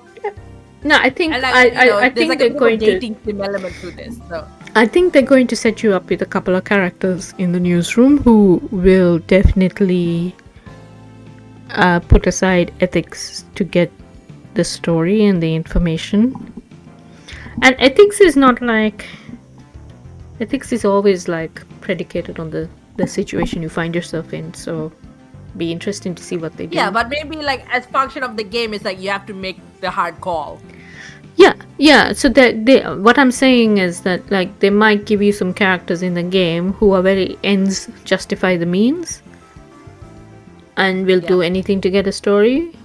And so they will think a certain way about you if you do that as well, and if you do the opposite, then they will think differently about you. So I think that's fair because you do have people like that, but generally most people.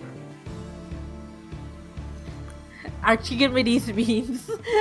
That one Most- lecturer fellow. Most people will like come across a situation and you'll turn to your colleague and both of you could like be very ethical in how you go about it, but you might have different ideas of when and where the ethics apply, and so therefore you might have very different outcomes or actions you choose to take. Okay, anyway, headline. Shuttle crashes on org. This is very boring. This is so boring. Right? Headline is the first thing readers see. It needs to be impactful and pithy. Okay. Rogue pilot bot crashes on org. Okay, now this is sensational. Yes. But it is true. This we didn't have this before where just underneath Tiara it's telling you +0 reputation +1 readership. Oh yeah. It didn't give us numbers before. Okay. I mean, I feel like it used to be like sort of on a little chart thing, wasn't it? I could not. But the chart thing comes later. The chart thing comes later. First you choose everything, and then you submit it, and then it shows you where you hit it on the triangular chart thing. Right. Yeah. Lead. Shuttle crashed on org, sparking a police investigation of the circumstances.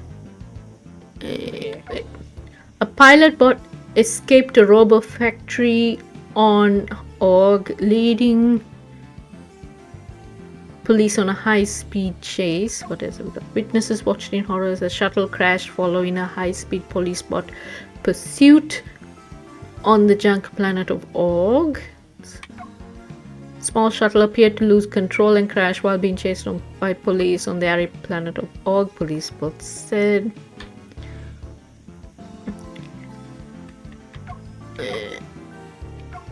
That last line, the way they phrase that is interesting, given that the first police bot you meet was like, this has nothing to do with the cops. And yet, even though it's informational, they phrased it as though the police bot themselves are saying, yes, we chased them and then they crashed. Like, they were trying to avoid the implication that they had anything to do with it. Yeah, that line has failed. Yeah, so see, this first one, It's a spark in a police investigation. It doesn't say that the police were chasing it, right? No, the very last line. Yeah. And then this one is talking about the Robo Factory escape, which is new information. Leading police on a high-speed chase, right? So you know the police are involved, and you know they're on a high speed. You have put, I guess, the way I was looking at this was like, how many facts have you put into the sentence, right? So Yeah. here we know This is barely anything. Here we know a shuttle crashed. We know where it crashed. We know there's a police investigation, right? This one we know a pilot bot is involved. It escaped. Why it escaped a robo factory? It was on, or it's on org, and police were involved on a high speed, and they were chasing, right? So know a lot of stuff there. Witnesses have been present. They've watched the shuttle crash. They've watched the police bot chase. They've seen it on org, and then a shuttle seems to have lost control. It has crashed, chased by police. Org, police bots have said this. So, why go with what police bots have said? No, we're going there. Yeah, when I played this one, I went with what made sense from like a literary perspective. Like, I don't know if literary is quite the right word, but if you go with the title Rogue Pilot Bot, to not have your next sentence mention the pilot bot seems a bit like Yeah, so it sounds weird, right? So it's like, well, I mentioned in the headline, I might as well mention in the lead, right? Because that's the thing that makes it flow. Copy editing wise, yes and no. Like sometimes you can get away with that because like you're told them what it's gonna be about, and you're gonna get to that in the nut graph, so it's fine. And you've given them enough, like, okay, but first I have to set you up with something, right? And then so it depends on how you word it, but there has to be that sort of narrative thread, which is the inverted pyramid again, right? So if you start with this, then you have to specify a little bit more, then you have to specify a bit more, then you have to specify. You can't suddenly go off till. Okay, so nut graph, we're going to tell you why the story matters. Okay. I think the fact that it escaped a robo factory is gonna, like, this is boring. That's boring as because that's how many why you just went from like, oh my god, a pilot bot, and then just randomly a shuttle, and it's not nearly. If you're just reading this, it might come off as like, what do the two things have to do with each other? No, but it's also like, remember how many there's potentially a lot of shuttles that crash all the time, so people are just gonna be like turned off and go meh. Next story. It's right? like, okay, sure. Tell me about the pilot bot. Again, this is same like thing. A random Witnesses have watched in horror. Okay. Again. Yes, but where is the pilot bot? Right. Again, this is going to read like it's from a press release. So it's right. So anyway, shuttle crashed into on org. Okay, this is interesting because it's telling you what happened next. So it's potential. But this is also interesting because you have to mention this at one point, I think. Pilotbot's intelligent code dragged itself away. And this is information that nobody else knows. Right? According to police bots at the scene. Nobody else knows, and given that you've left the robot there, you left the pilot bot there, you didn't take it with you. Part of me does worry that, eluded the police until we wrote about it, and now they're going to hunt the pilot bot down, and that's going to have consequences down the line. Well, the pilot bot himself said he didn't care because he wanted his story out. So. Yeah, but it'll be interesting sort of in a gameplay sense what the consequences are.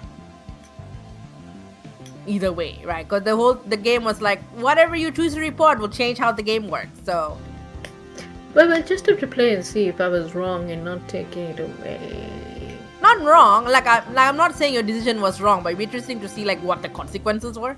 It's an interesting thing because like if they wipe him and they wipe his programming, and then they file a lawsuit of defamation. You don't have any, like, this is the other question I have. Does our software come with recording?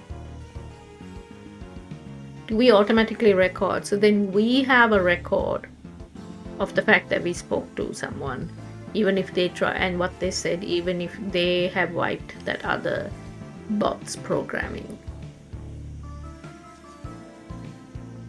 This thing, like, we're going off a tangent now. I'm just like thinking, ooh. According to police reports, blah blah blah, right? Impacted a rock-like object. That's not important. What witness was shocked to see police bots in pursuit of the shuttle moments before it crashed. Yeah, we haven't addressed that yet in our story. So What? We have that it leading police on a high-speed chase. Well, that it crashed. I think we have to talk about it being crashing, but police bots remain on the scene, still investigating about 2 hours after the crash. Witness confirmed they saw the police bot chasing the shuttle moments before it crashed.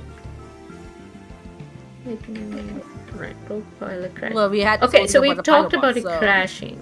It's crashed on org. So I don't think we need to say. I don't know why I keep pronouncing it pilobot like he's French when he's a pilot bot. I don't think we need to say it has crashed. We need to say something more than it just crashed. Witness said that. Oh, we missed something. Oh, this must be. This could have been something, but we didn't. The 2 things we missed. This is one of them. It's fine. Yeah. Police said they were in pursuit when it crashed, but shuttle did not have a pilot on board. Okay, missed something else. Police are still investigating who or what was piloting the shuttle. They appear to lose control as police gave chase. Police believe a pilot bot was likely flying the shuttle. Pilot bot flying the ship. Did they? Huh? Sorry? Did they actually say anything about the pilot bot? Yeah, not ignore this guy's picture. It was the detective bot that told us that. So the detective. Oh, okay. Obviously, the detective bot in a different department knows not what these high security fellows were doing. Because obviously they haven't told him. But anyway, so he was the one. He was thinking like, what else could it be? Kind of said to us. Right. Okay. Pilot bot flying the ship was an experimental model with advanced thoughts and feelings uncommon in robots. Okay.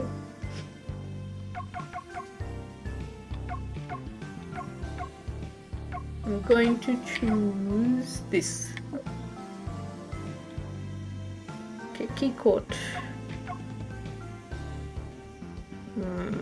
What does the exclamation mark mean? Where? It's gone now. No one had anything interesting to say. Yeah.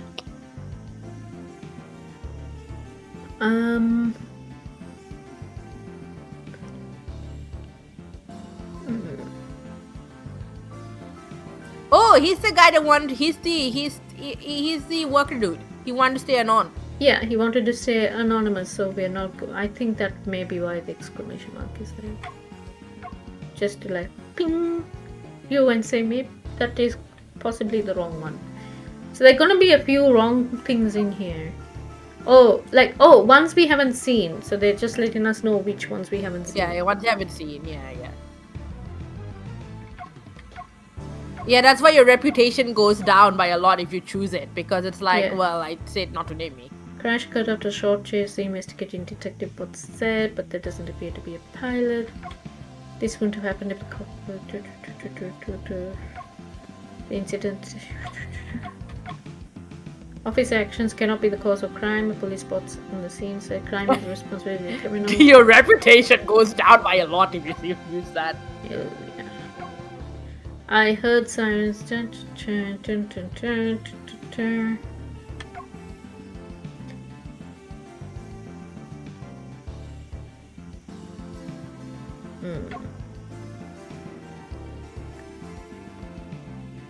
Whatever was piloting the shuttle likely lost control during the pursuit. The detective bot on the scene said, "Oh, they meant to crash. I have been surprised before." Ooh, that's interesting. Or like the two things the detective said were interesting. Yeah, so and this one is a pilot bots aren't the type to go rogue. Uh,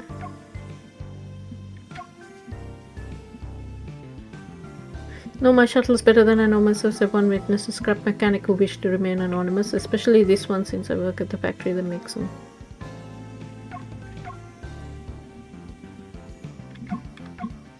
Oh, they've put a lot of things to like trip you up with Scourge. The pilot bot flying the down shuttle. And this is repetition. Do we have any more quotes from this guy? Oh no, that's so frustrating. Well, like the good quotes have been locked away. Yeah. I think the two things he said were like add more info, right? Because it's like this line is they don't tend to go rogue, so what the fuck happened? And then the other one was he had a theory about did he crash? Did he try to crash intentionally? Okay, pilot bot core. Like the other thing the detective bot said. Yeah. I put this in. Oh, that's new.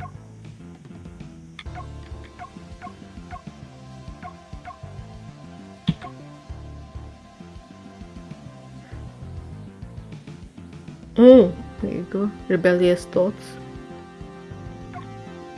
Yeah, but that's sort of like our speculation, isn't it? Yeah, it was what I put in though last time.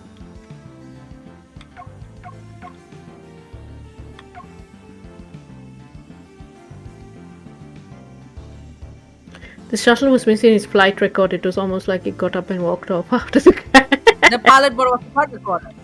The pilot bot was the flight recorder. Huh? The pilot bot was the flight recorder. Hmm. Yeah, there was two things the detective bot said. See, it's like this is a journal game, but I'm in detective mode right now. Yeah, one. that. Or they meant to crash. See, he's like, Well, was it either deliberate? one, And but then, like, you have I think the type that is going rogue. It's not the type to go rogue, but. And then I'm going to say this, yeah, because you're making it sort of pilot bot centric. Why do I keep pronouncing it like it's French? The T is not silent. Not French or Spanish. Like it's like tortilla. It's a pilobot. There's a T in the middle. Oh. Ooh. Ooh, that's interesting. Yeah. Authorities are still investigating. That's super boring. Okay, I'm gonna go with. I mean, this feels it's sensational, right? Like it is sensational. I did want to balance it with like at least one informational thing. No, I mean that last line. Like I think the thing being experimental is interesting. But again, that's your story. I'm just like, don't listen to me being an editor about it, you know? Okay, rogue pilot bot crashes on Org.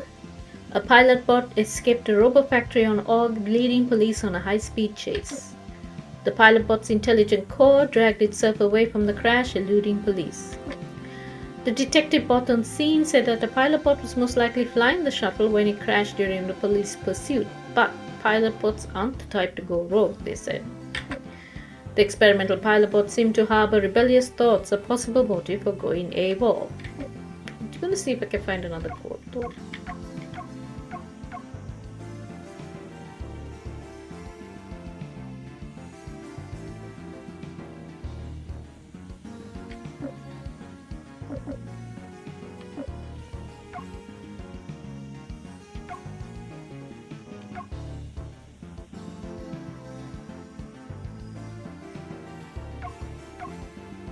If we quote the cops, we lose points.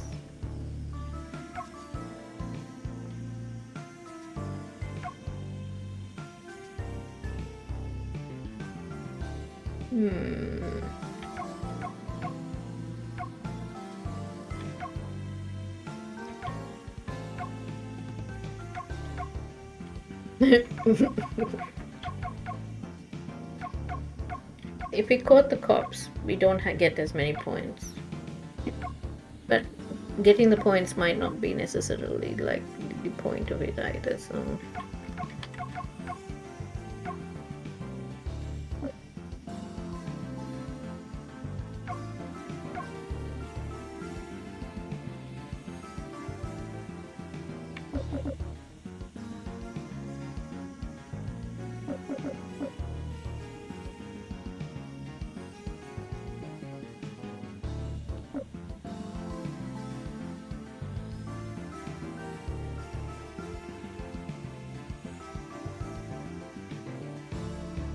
Okay, so now I'm done that, and I'm going to. We now have to go file our story. Where am I? Hello. Done. Ah, there you are. Oh, look, it's super clear suddenly. I was wondering where I was. I'd lost myself. Okay. Would you like to leave? Yes. As a prototype report about you come with pre-installed software. Have you already familiarized yourself with Build a Story, the latest in story filing technology? Choose your options based on the details you uncovered, then file what you think is best and see how the editors and readers react.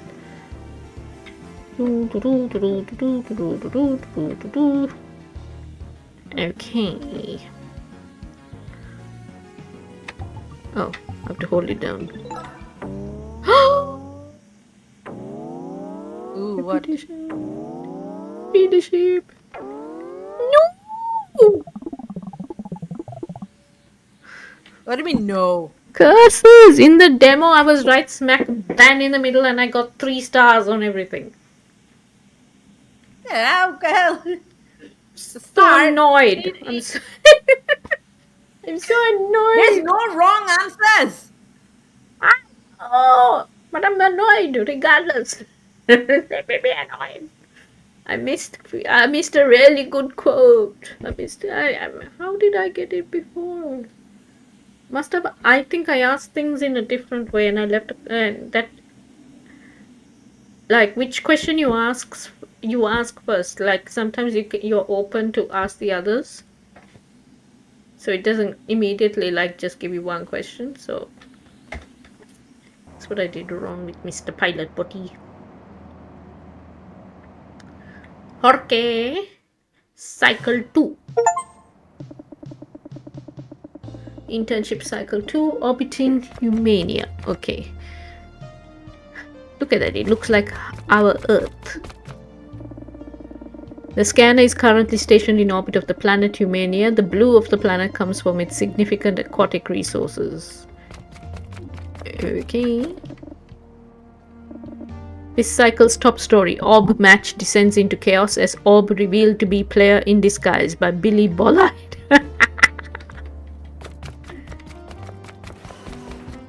Wow, suddenly the graphics are so clear. Hopefully that stays. What is taking your editor-in-chief so long? We had an appointment.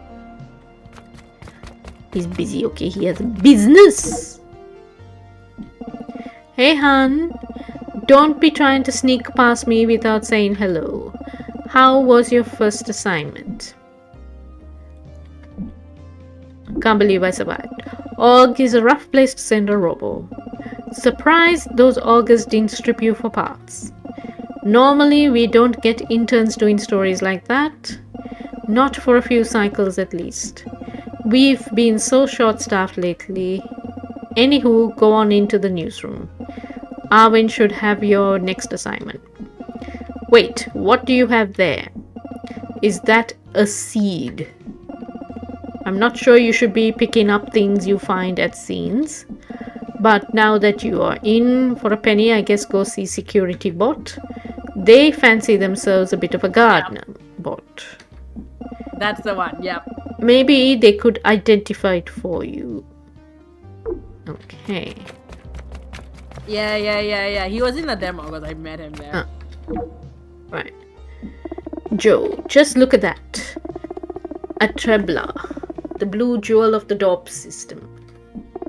The very cradle of humanity, where we first gazed up at the stars and dreamed of rising to meet them some cycle.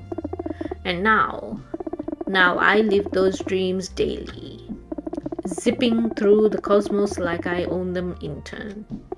I'm Joe Q Anomaly. I am Joe Q Anomaly, pilot of the scanner, and one of the best flyers in the system, if I do say so myself. A Tripla. I thought it was called Humania, okay. Humania is what the aliens call it, because that's where humans are from. Most humans call the planet a Tripla. Not sure why exactly, come to think of it. Does a journalist ship need a pilot? Does a heart require a heartbeat? Does a sensor need calibration? You aren't going to tell very many stories if you can't get to them, kid. I may not write, but I make it all happen. Why don't you write stories? I'm less of a storyteller and more of a living legend. I prefer to stay in the moment instead of writing it down later. Writing stuff down is your job. That said, I'm about to self-publish the second volume of my memoir. It's called Nominal Anomaly, The Living Legend of Joe. Definitely pick up a copy. Haha, that's what I like to hear. Thanks, kid. Just for that, I'll autograph your copy for free. It usually costs a bundle. A token from a legend shouldn't be cheap. That cheapens the legend. And maybe we'll get to have an adventure or two while you're aboard. If things get exciting enough, you might even make it into volume 3. This is hilarious to me because every journo secretly wants to write a book.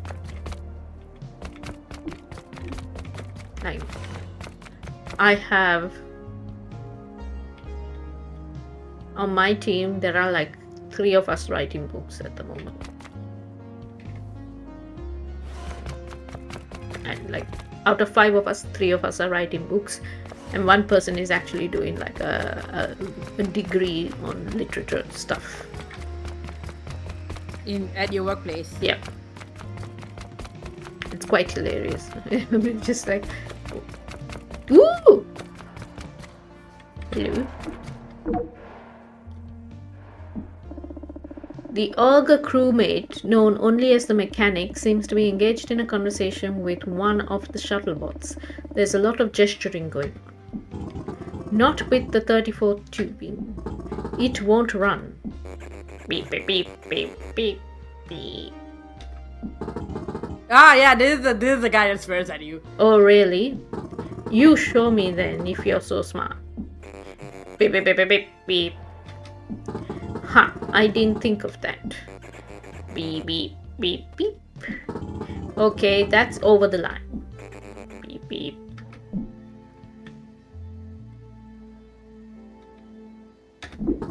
Of course I understand it, Shuttlebot. You don't? Beep, beep, beep.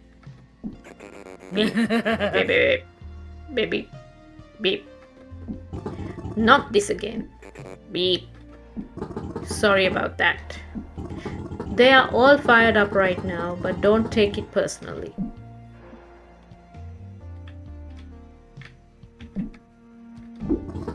What did they say? You don't want to know. Anyways, we should probably get back to work. Beep, beep, beep, beep. There, that was nice. They said you don't seem as poorly constructed as they thought. Wow, high praise. Yeah. They mean well. At least I think they do.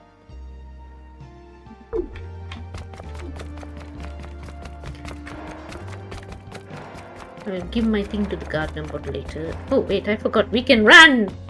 Run! Don't slip on the bloody oil. Run! Or Tiara will be mad at us. Would I be mad? Well, you were like, maybe sure, and then Mari's playing it 25 times slower than normal. It's fine. Ooh, they added a little bit of extra space. Okay. Wow. Can I look in here? Can I look at that? Can I look at that? Oh, no, I'm not going upstairs. I'm looking through my spam inbox and I just got an invitation from the Illuminati. Got a what?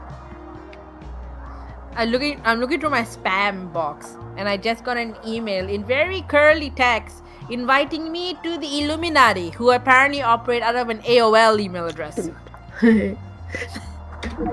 Okay, let's talk to Ed.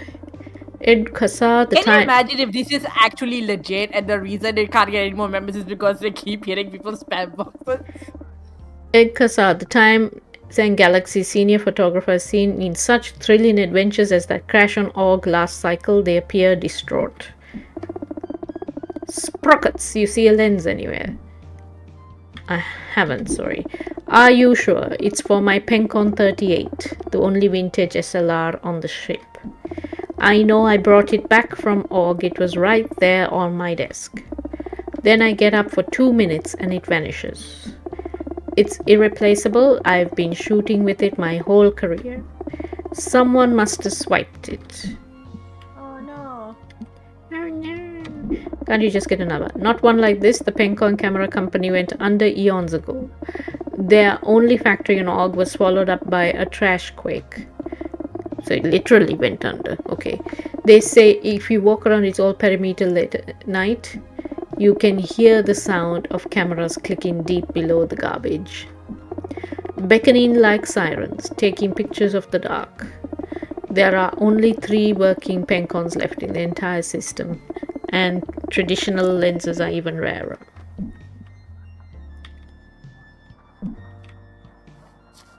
Maybe the lens just wandered off. This lens doesn't have legs. It's just a lens. Simple classic. That's part of the reason why I like it so much. Okay, I'll keep an eye out. Thanks, Sprockets. I really appreciate that. I don't even know where I can find another one. Some junk seller at the Solar Mall, maybe. I have to shoot some headshots soon. And all I've got is this long guy and photography bots spare heads, I guess. How's that supposed to work? Okay. These are his spare heads, I assume. Oh, I can interact with them. My lens. Oh, it's terrible. Okay, never mind. I thought I was interacting with this, but apparently not. How do I look at these things? Okay. You probably, if they have like the magnifying glass, it means you can Yeah, look at that's them. what I was looking for before. Ching, ka-chak, ka-chak, ka-chak. Captured Ed in a state of woe. Okay, here is Gardner Bot's desk. I assume somebody's desk. No, Gardener Bot is way at the back. Ah, this dude. Oh, yeah, I flirted with him. I let him rant, but I didn't flirt with him. I let him like go on and on about his sport. Hi, did you catch the orb game last night? This is what I said. Are you a fan of these orbs? Haha, wow, you're definitely ripped, pal. Ripped and riveted. Have you ever seen how orb players train? I wrote about their pre-season regimen once. Tried to keep up with the players for a week. I lasted an afternoon almost. But it made for a great story. You really do love sports. I just always have. Competitors clash and smash against their rivals, thrilling. But in a trade or two, your worst enemy can suddenly be your closest ally. And your new rivals are your old team who know all your plays. Orb is really about reinventing your best self for your current situation. And those kinds of stories are my absolute faves to tell. Oops, that was a bit of a ramble. Sorry, but thanks for listening. It's nice to get to talk about a thing you love with someone.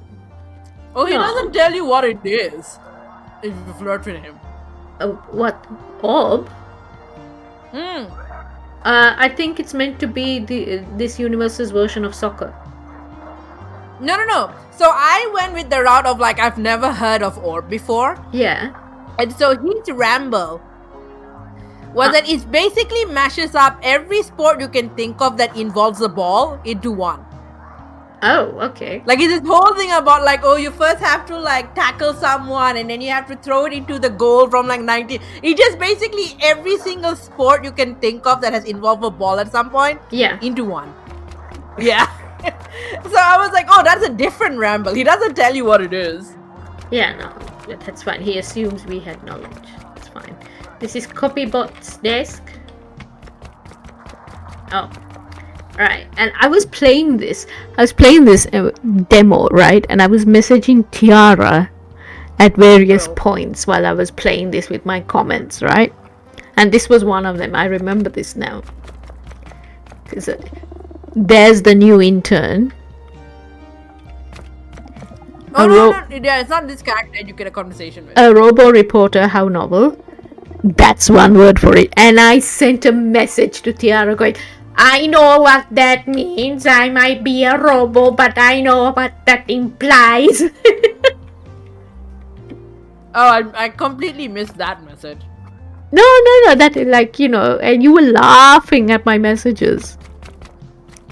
That I was saying. I remember the thing about like her, but like yeah. So this is the finance desk, and then this is, I think she's crime reporter.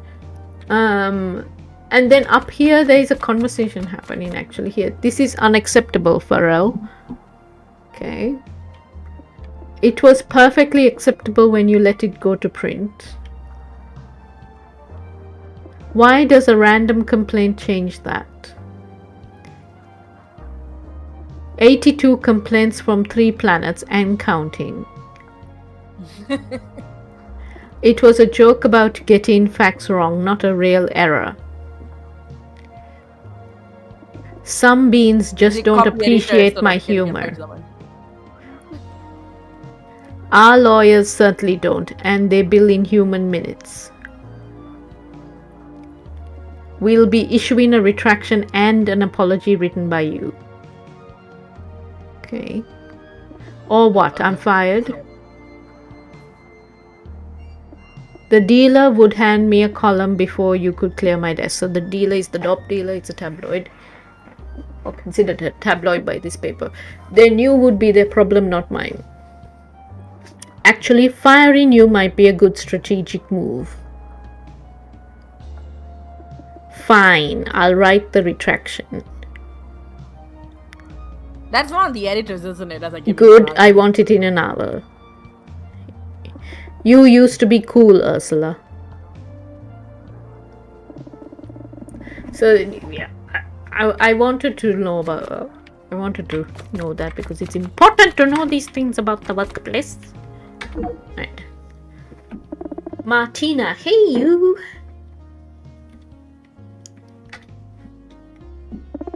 I just read your write-up on the shuttle crash. Great first story. This person holds their fist out expectantly. I think you're supposed to bump it, yeah? Right, so bump that fist with your fist. Fun. Yes, you get it. I'm Martina Moonrock, Times and Galaxy's resident crime reporter. I was chasing a tip when the shuttle crash happened. Sorry I couldn't be there to help. But now I have the final piece of a story I've been circling for ages. The full picture is emerging and I am stoked. Congrats. Thanks, I'm relieved to be honest. I can't wait for you to read it. Gonna crush this one just like I crush workouts. Squats, presses, delt, boomers, you name it, I rip through reps of it. With extra gravity on everything. Okay, what's your personal best? Haven't found it. Every time I set a goal, I demolish it. So I just try and listen to what my body needs on a particular cycle. Okay, speaking of which, I've got to get another quick hundo in before I file my story. Helps me think. Maybe that's the tip. You have to do workouts while you do your work. Yeah, you bloody must be joking. Right. Hello? Who are you? Usopp. Verdict verges on ridiculous. Pathetic, outrageous. Both shameful and shameless. Hilarious in ways and deeply sad in others. Intern. I've just been perusing the latest edition of the Dope Dealer. It's always good to see what coverage our rivals have managed to scrounge up. What are the highlights? Their lead story is the same as ours, one of mine as usual. But okay, so you're like political city reporter person, okay. But they've added an anonymous source who offers a few particularly sensational quotes. Does this mysterious source exist? Probably, but given what they add, they lack credibility. Their contribution isn't helping new facts come to light, it's about shocking people, pure and simple. Also, they run more typos than us. There's like a typo counter. Oh man, when I did the Where is MH370 like analysis project, so me and this Malaysian journal did basically a fact-checking and media analysis blog about the reporting around MH370, the Malaysian Airlines flights that disappeared. Oh my god, everyone was so bad at reporting that damn plane. Like the best report I saw was from an 11-year-old. That's how shoddy everyone was. Everyone was fucking terrible. But at one point I wanted to do like a thing where it's like, oh, we can get an aerospace engineer to answer frequently asked questions about how aerospace engineering works, basically, because we kept getting the same bunch of questions. Because we got fairly well known. Like even SBS or Ruto-san at one point was tagging our Twitter account in their coverage, which was a bit mind-blowing. And people were asking, same questions like, oh, stuff like how high can a plane be before it explodes or something like that, right? So stuff you would think would be basic information about how a plane operates. And so I was like, you know what? Let's get an aerospace engineer in. They can answer some basic questions and so on. Could not for the life of us find someone willing to talk to us until like a friend of someone I've worked with before said they were willing to speak on condition of anonymity, because they'd showed me their credentials, but they're like, we don't want to be seen as like we're working on the MH370 search and recovery effort, so we don't have to like assume, we don't want people to assume that our company's involved in this. I was like, okay, as much as I hate anonymous sources, I guess I have to contend with one. I was like, here's a question. So I had to like do when I published a little Q&A thing, I did say, yes, I know I rag on about anonymous sources a lot, but at least I verified this guy. So here's you the can thing. trust me or not. So here's the thing about anonymous sources. They are useful, right? The issue is that it really is often a once in a blue moon situation when you have a source that is anonymous. And there are many reasons why people would have anonymity in a particular situation, right? So one reason is sometimes like if you're victims of something, you would have anonymity, and in those cases sometimes it's like more a question of having several people saying stuff, and like generally the editor of the paper takes responsibility because they know the identity of the source.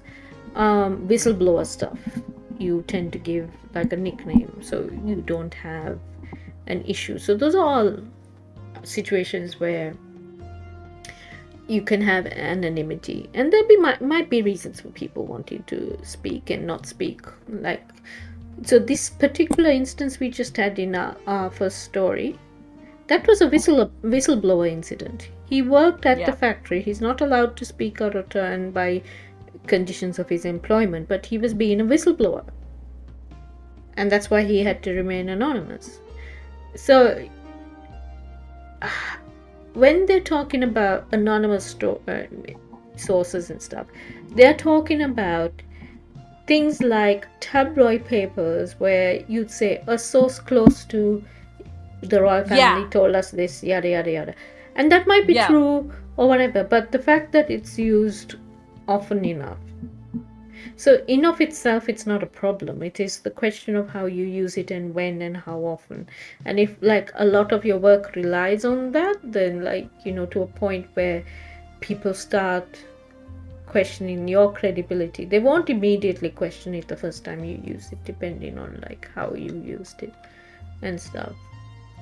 And you are at that point, you're trading on the audience's trust in your ability as a journalist, in your name and your paper's name and all of that.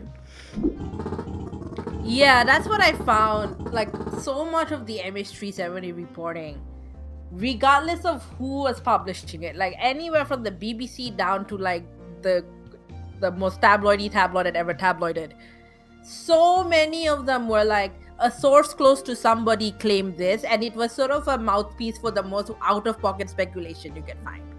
Right? People Yeah, will so come up with like a baseless theory, but then will be like, a source said, a source said, a source said, and it's like the source could be your own head making up a person, given like how yeah, verifiable this so information is, right? you also have to remember that sometimes like these decisions are not made in terms of just pure in this game. At this point, so far, what is driving our decisions is just the journalism. At this point, nobody's made any overtures to us that something has to, like within the newsroom, that something has to go a particular way for the sake of money or funding or something like that, right? Of the paper. Nobody said that to us. But when something like MH370 goes down and it suddenly becomes the hot story that everybody's going to click on if they can use it, it's going to be clickbaity. There's going to be a lot of pressure to pick up every single press release that comes through from people looking for every angle that some other paper hasn't published, right? So whatever it might be. And there will be papers and journalists and newsrooms that make the call that because it's not on their soil, it's not their country, it's no one connected to them, they feel so divorced from that human side of it that they also feel it's okay to then go ahead and make those calls to like pick up any person that comes into the inbox with some sort of spin on the most topical story of the moment. Yeah, and there's like, And it drives clickbait, it drives ad sales, it drives all of that, right? And hits bad. and on pages and we could not keep up. I was graduating grad school. I was doing it as SF. Like, none of us were paid. The Malaysian journalist at least got to go, as part of his usual job, got to go to all the press conferences, and so he got to be able to report on actually what people said, which was often a lot of times fully misinterpreted by overseas media. But it doesn't help that the Malaysian government also does not know how to talk half the time. But like, and I think that's also part of it, right? Like, because you're say you're in another country and you're trying to report on this and you don't have someone on the ground, you don't have someone there or in the office who understands the language that they're using, etc., right? And you don't understand the political setup, you don't understand how the government operates, you don't inherently understand, even when you're told, like at a press conference, okay, that's not on the record, that's off the record. And sometimes that's something you pick up only by being embedded in the culture, not necessarily, people think they understand it when they're outside of the culture, but then they realize they made errors later on after publication. And yeah, then you're like trying to get hold of all of this information, and it's not possible, but at the same time, like, you need an MH370 story, you're the person tasked to follow it, whatever. So corners are cut all the fucking time, and then you're trying to find someone to speak, and it's a government investigation, they're not going to speak, you know, like, it's all of that stuff as well combined. And I think there is, like, we see this all the time, that there is a very not a very non-nuanced way of sometimes thinking about things that happen in the rest of the world. Like, people want winners and losers, good and bad. They want the heroes and the villains. They don't understand how nuanced stuff is, and how carefully you have to tread that line as well, and like the fallout it can cause if you don't get any of that. And the amount of times I have to explain that to actual fellow journos, you know, like, you're not seeing the nuance of stuff here. It's been a conversation we've had recently for various other reasons we will not mention on here. Yeah. But yeah, it's frustrating. It's very frustrating to see, and they get it wrong all the time when they're from one culture or one group trying to report on another, and not having that knowledge, you so easily get it wrong. Biggest of yikes. I'm glad you can see that at least. Sharpen your skills while you're here, intern. Don't be like the dealer, be better. Okay, can we... Which is to say, I fully am on Ursop's like wavelength here. Ursop, if you it's an anagram for poser. Or prose. Yeah, it could be prose too. I think they were a little bit heavy-handed on, like, and you asked me this when we were messaging about this as well, like, oh, they've been down on the tabloid, and I was like, it can be common. Like, we do talk about our competitors in my newsroom. Occasionally, like, we do go, why have they done that in that way? Why haven't they done this in this way? And we do talk about stuff like that. So it's common to see people talk about other papers and things. I don't know why they went so hard. You don't have to go that hard and that down on a pillow paper. They serve different purposes in different audiences. So it's like you can't compare like to like, right? If you're a state paper, or like you're like the Times and Galaxy kind of paper, your broadsheet, you're going to be covering certain things for a certain kind of audience. And then if you're a tabloid, you're going to be doing things slightly differently, and that is the premise of what you do. Both of you have just very different notions of how you cover some of the same stories. You lean in different ways.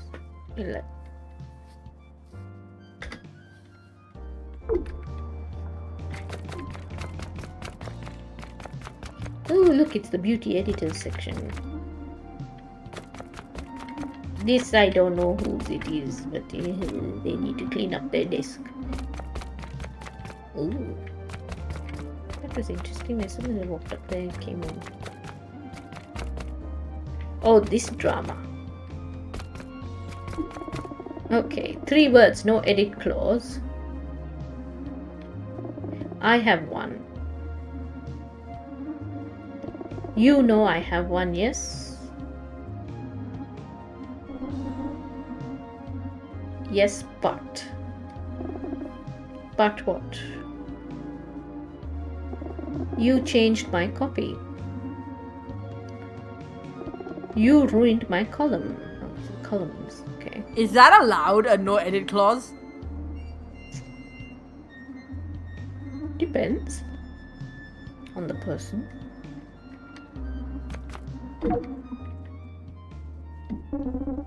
It is my job to fix writing errors, Mr. Gravity. Your column had 17 spelling mistakes and 15 comma splices. I have my own style. Your style is to make mistakes. Are you kidding me with this? You're programmed to edit news, coffee pot, facts. Opinion writing takes nuance, it has a voice. I could care less what you think about my stuff. Just keep your clampy hands off it.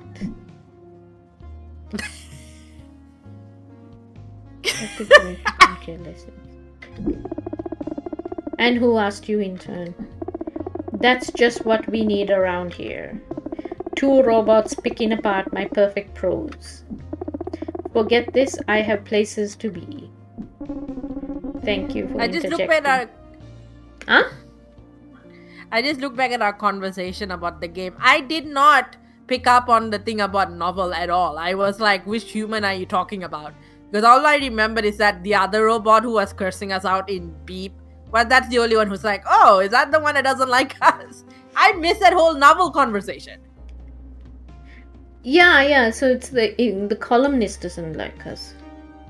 No, yeah, I missed this. But then earlier you were talking about how I laughed. I'm like, I looked at the thing. Oh, the 2 people we passed. Yes, okay, yeah. Yeah. Thank you for interjecting. While not necessary, it is appreciated. The emotion he has on his face, specifically with the semicolon, that's my mood. 24/7. He can't talk to you like that. Richard speaks to everyone in a similar manner. I believe he's what humans call a jerk. This guy's funny. Copybot is funny. I interact with him the minimum amount necessary to do my job. Look! Amen. There are people I interact with the minimum amount necessary to do my job. I feel you cover Copybot, I feel it.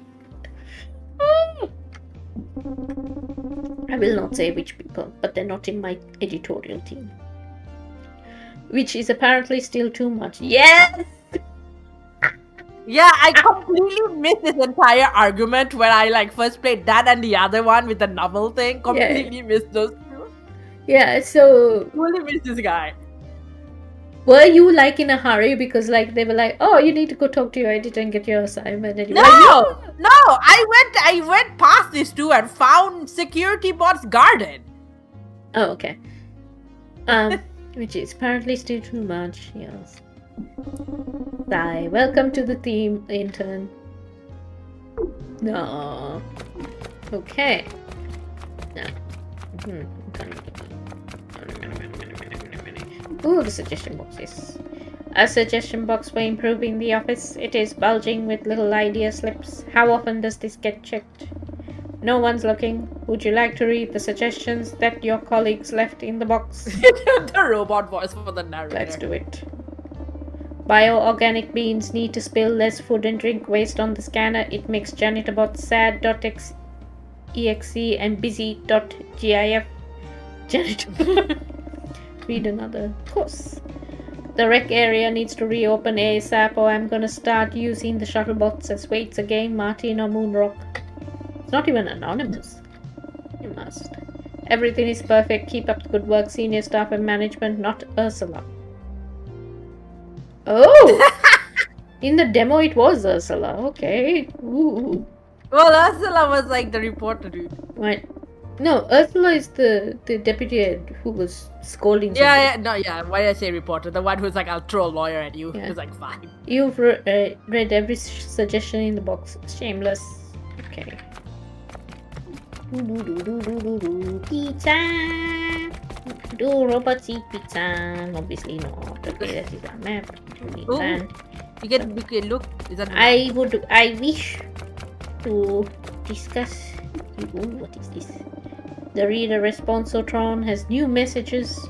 The first new message is titled "Wonderful work as always." To the Times and Galaxy editors and staff, I commend Martina Moonrock's incredible expose on Org's racketeering problem. That's a dangerous world to cover. Those criminals hold grudges and like getting even, but it gives me hope to see a reporter so fearlessly execute such journalistic daring do. Moonrock rocks, and I commend Jogo, the commending one. Okay. Do you have fans? The second new message is titled The Most Recent Puzzle. To whom it may concern, last cycle's cryptic puzzle contained the following clue. A large common avian species on a trebla. The answer should be multi-billed weaver, yet you provided only 4 spaces for an answer. A shameful error for an increasingly negligent paper. Consider my subscription cancelled. Hold. That is not how you write a cryptic crossword clue. Cryptic crossword clues, I mean, that's sort of a weird way to write David's one.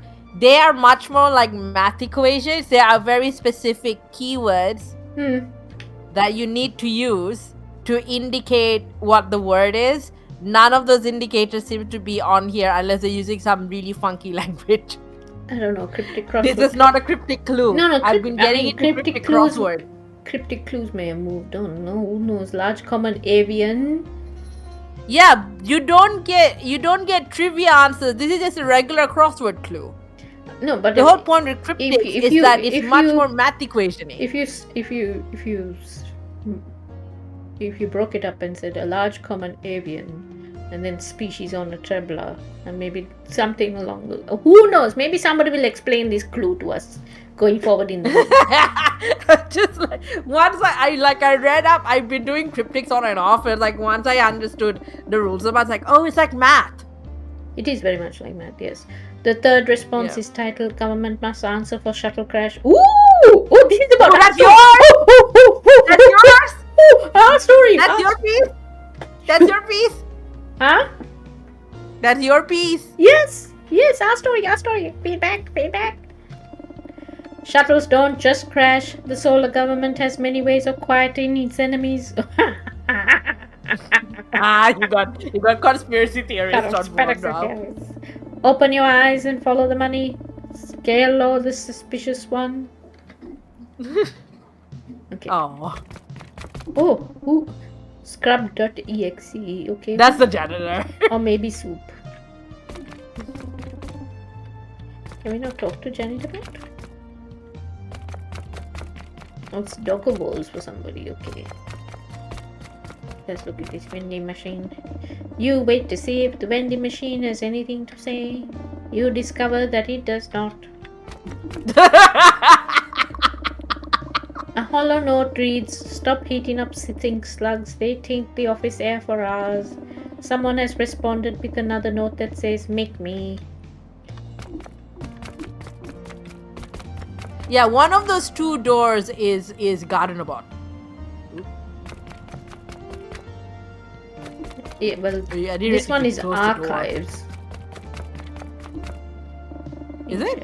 For everyone else, they're just pretty party favors, but Zeal, grab 'em, snap 'em, and bask in their nutritious glow.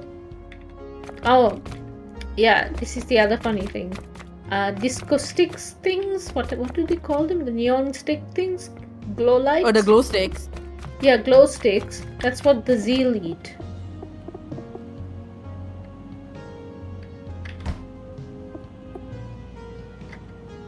Oh, I just closed the fridge door. Hope I didn't close it on anybody. Someone ate my pickles. Go to one of the back doors. Oh, that's not. Wait, man, I want to get my story assignment.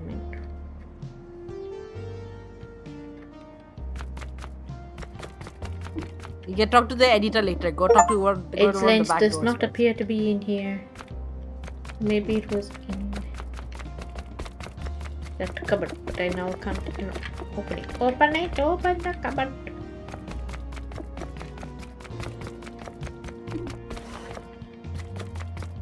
Go to archives. I didn't go into archives. I have missed this one. Ooh. Shivers are augurs willing to sacrifice their own comfort to earn a living. Augur workers are traditionally paid in parts, getting first crack at any excess materials. Shivers is a derogatory term created by the Huskers because Shivers are seen as so willing to work that they'll venture below ground where it's too cold for comfort for most augurs. Shivers are seen as desperate and therefore uncool, even though they're literally cooler in temperature. Okay.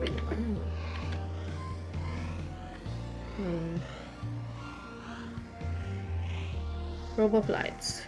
Roboflights originated on Org, first used in rejects from the robo-factories. Competitors make use of the ample junk on the planet to obtain customized fighters. Athletes who enter the ring must be robos. New humans and other species with robotic parts are not allowed to compete. Competitors may have managers of any species, but it is the robots themselves who are in control of these fights from the rings. Each species in the DOP system survives by taking in vastly different materials. Robots eat oil, gasoline, and other combustible fluids. They will eat human food if that food has robo-friendly nutrients. Humans use oil to cook, and robots use food to flavor their oil. Ooh, interesting. They poop out the fries, humans poop out the oil. Humans drink less flammable. What do I put down? When you use mouse. Oh, you have to select it, okay. Oh, well, I am dumb. Okay. I'm being very dumb. Yeah, you'll be here all day. You try to read all of that. Yeah, like, we could read all the things, but I don't think we have time to read all the things. Should we read all the things? Nah, it's fine. Okay. Make a note to come back here. What is this gadget? I interact with this gadget. Ooh, this is another map, okay. Yeah, newsroom, garden, bunk. You want to get into the garden. I don't want to go to the garden. You want to go to the garden. I don't. Why don't you want to go to the garden? I thought of you when I went in there. Like, oh, Mari might like this. I'm sure I'd like the garden, dude, but like I kind of want to read everything. Okay. Ooh, there's a story about us. What was that? Times and Galaxy proud to announce the employment. Oh my god, the guy arguing with the deputy editor was arguing about his story. About us. About us. Oh shit, what did he put? Did he put an error in? Times and Galaxy proud to announce the employment of first ever robo reporter by Pharrell, the questionable one. Okay. The scanner. The Times and Galaxy welcomes a new intern to the newsroom, a being who is a bit more bits and bytes than readers may be used to. The solar system's first reporter bot is now on deck, penning stories like an organic would. They said it couldn't be done, but what have they ever done? Huh, said Arvin Waits, TNG's assignment editor. Okay. Can you scroll down? Is there like more to the story? No. What? There's Well, try the scroll bar. I'm trying. Oh, okay. Right. The creation of this robo, which Waits calls certifiably cool, arose from an agreement with the 23rd Robo Factory on Org, later deemed the Reporter Bot project. We actually suggested it, was our Blurk Factory 4-person explained. A hollow paper from the break room fell onto the assembly line and imprinted on a robo body. We cleaned it up, but it got us thinking, why not have a little metal reporter? How fun would that be? So we called the paper, and here we are. The Robo Reporter's unique schematics include typo-free software, an advanced empathy question matrix, and an adorable, peppy yet blank disposition, ideal for nuanced conversations. Okay, so which bit is the actual bit where, like... You've written a few. If you go through the other tabs.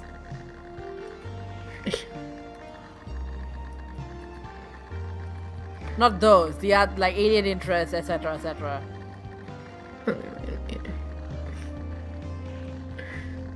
Okay, yeah, alright. Memory corner, Humania never stop remembering what almost happened. Maybe this is the promise kept by survivors of the 5-minute war. There aren't 5 minutes war, Jesus, okay. There aren't many of them left, not because of casualties. Nobody died, and the only reported injury was a sprained ankle, but only few still honor each other's bravery during the moderate, brief, zero-casualty conflict that brought them together. Gathering as they do annually at Humania's Memorial Corner, home of the planet's most affordable memorial for rent, the two men who've shown up reminisce about how first contact almost became their last moments of life. I was the one who almost bit that zeal, retired Private Wensley Whiskers Gundry says. I admit it, I've learned to live with the guilt that I started that whole mess.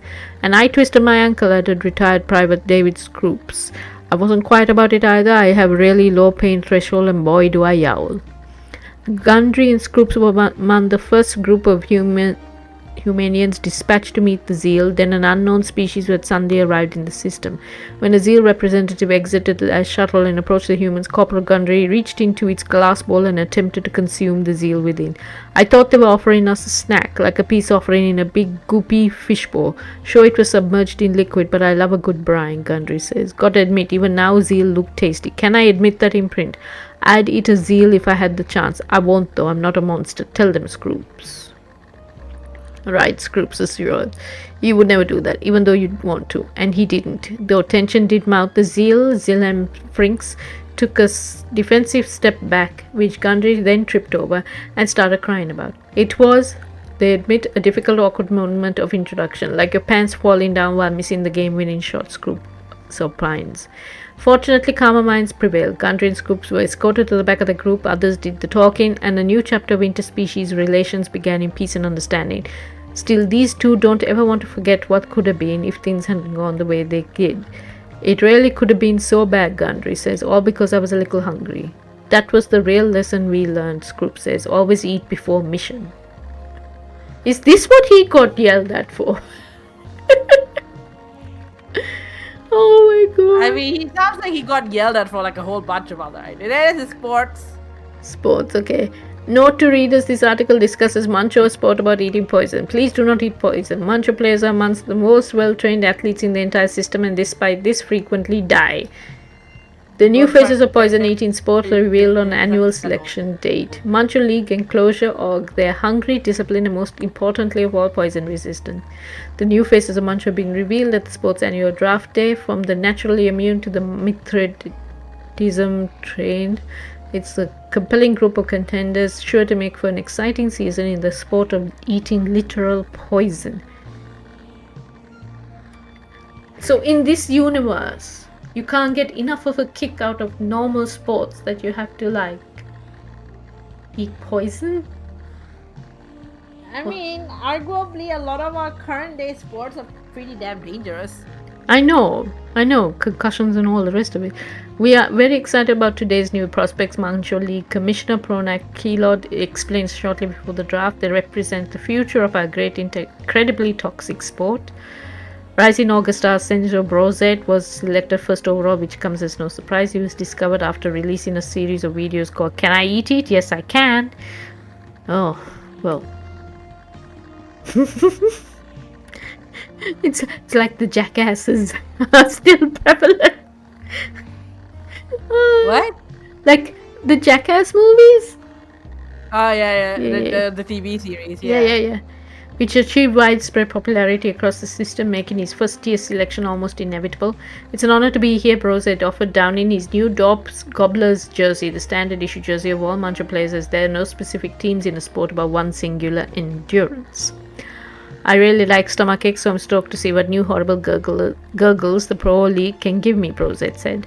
Brozet's first pick status also comes with lucrative branding opportunities. Representatives from Putrid AC, Ulcer Be Gone, and Brave Little Tummy Relief Pills were lined up to schedule meetings with Brozet immediately after the press conference. Other top picks from this draft include Verge talent Garpot, the metabolically advanced one, a mysterious enzyme-enhanced zeal known as E-Plonk, and Dark Horse Humanian contender Hungry Peter Kronk. Of course, not all of them will live to see next season. This is Mancho after all, Commissioner Keylord offered, earning a knowing laugh from the crowd. God, how traumatic must it be to see these fellows die? Ooh!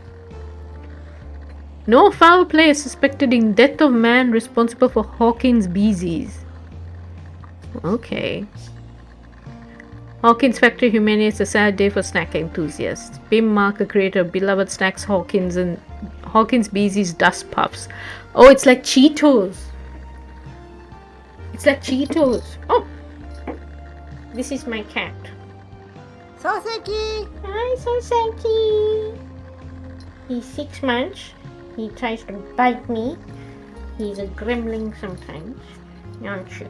You're so precious. You're precious. Cute. You're cute. And you're trying to bite me now. Why are you trying to bite me now? Why? Why? Because I cuddled you too much. Why are you trying to bite me now? Don't bite me now. Oh, that's it.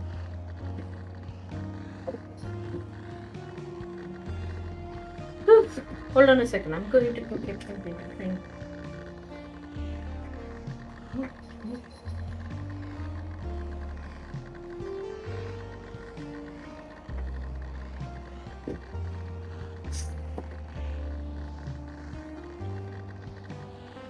So it's 11:25, and I'm just wondering, like, we might have to wrap up soon.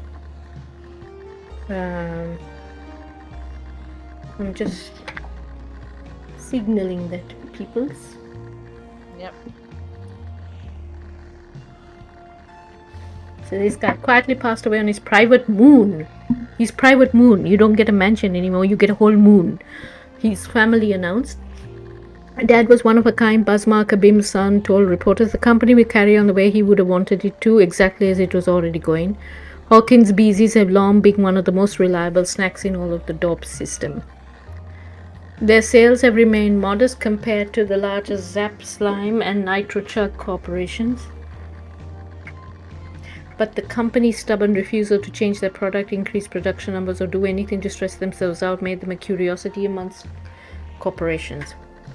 Good times, not growth was the company motto, which offered employees a 3-cycle work week, lavish benefits, and unlimited access to a hyperbaric flavor dust chamber on company grounds.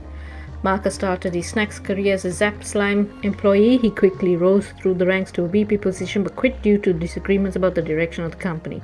Within 30 cycles, he opened the first and only Hawkins plant, and the inexpensive bags of savory dusty delights quickly found their market share.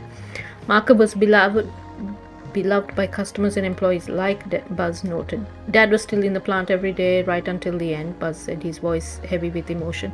He loved Beezies, his workers, and using the interplanet shuttle bay to go on little trips here and there. Famously, Private Marker gave few public appearances. The last one was in his final cycles of life, a recorded statement where he announced the equal distribution of his Hawkins ownership shares to the employees of his production plant. You helped me build a delicious life, and now I want you to have the same. Everything the flavor dust touches is yours, Marker said, addressing employees directly, gesturing around his office, which had been completely covered with the aforementioned dust. He closed the recording with what would become his final words to the public. Remember to snack with your heart open and your mouth closed. Buzz says his father's dying request was that all Beezies be eaten at half-mast for a period of 2 cycles. In lieu of a lavish funeral, Bim's body will be cremated, mixed with his secret snack dust recipe, and shot out into space so he can flavor the void, Buzz explained. What he did so well in life, offering irresistible flavors at bargain prices, he'll continue to do in the great beyond, Buzz said.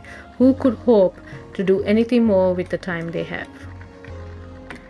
Interesting. I don't know why I can't go up. Oh. Yeah, I can't go up. I don't know why. I can't go across. Oh. I'm dumb. I think we've... What? Yeah, I keep forgetting to select things when I'm faced with a menu. It's very dumb of me. The twins' shared hobby appears to be knitting. Maybe they can make you a little scarf one day. Oh, that would be so cute. I want a scarf. Few souvenirs from the twins' galaxy-spanning vacations. The ceramic plate commemorates Humania's now disbanded monarchy of silhouettes.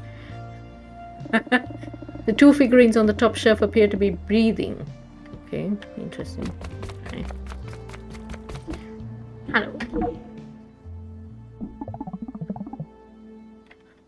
So I don't know if we actually have time to do the second story or whether we just explore the ship. What would you like to do? The second story is probably like a big ask, but I think we could poke around the ship a little bit and then maybe call it if you need to. Yeah. Close off. I mean, I like the second story though, because it's cats. Yeah. We're so glad to finally meet you. So these guys are twins. Are they? Here is my question: does this count as conjoined twins? Probably. We just finished filing your first articles. We like what we see. Oh, bless them.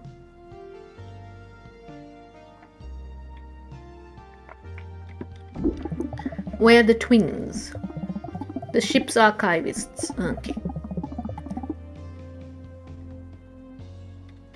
Anything the TNG publishes gets carefully stored away here in the archives. So the archives are sometimes referred to as the morgue. So if you ever are in a newsroom and somebody says the morgue, it's in the morgue. They mean it's in the archives. Several lifetimes of award-winning journalism. Legendary photos. Every regrettable typo. Kept safe here forever.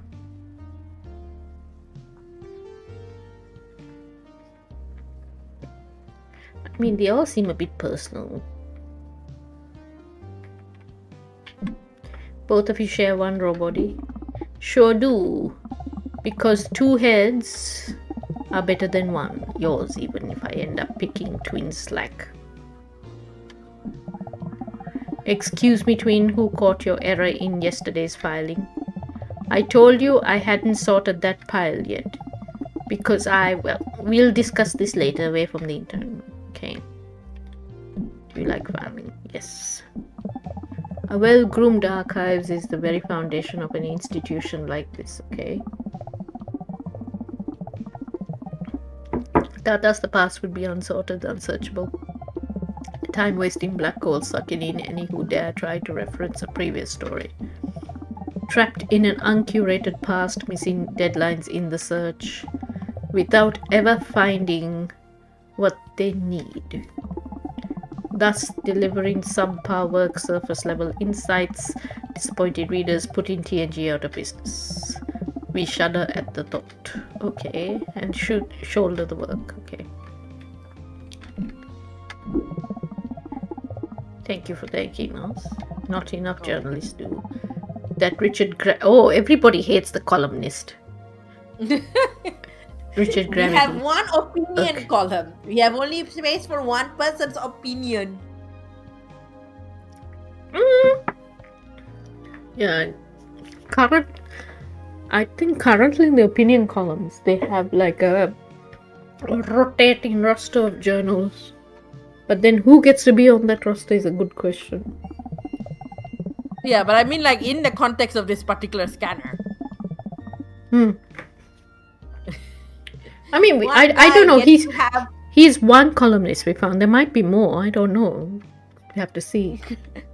Maybe like part of the internship is that everybody gets a chance at the opinion column chair. I mean, alright. I started out in journalism by penning a column. So but the paper I wrote for had several columns. So it wasn't just my opinion, because I was writing about some things very specific. Other people were writing about other specific things.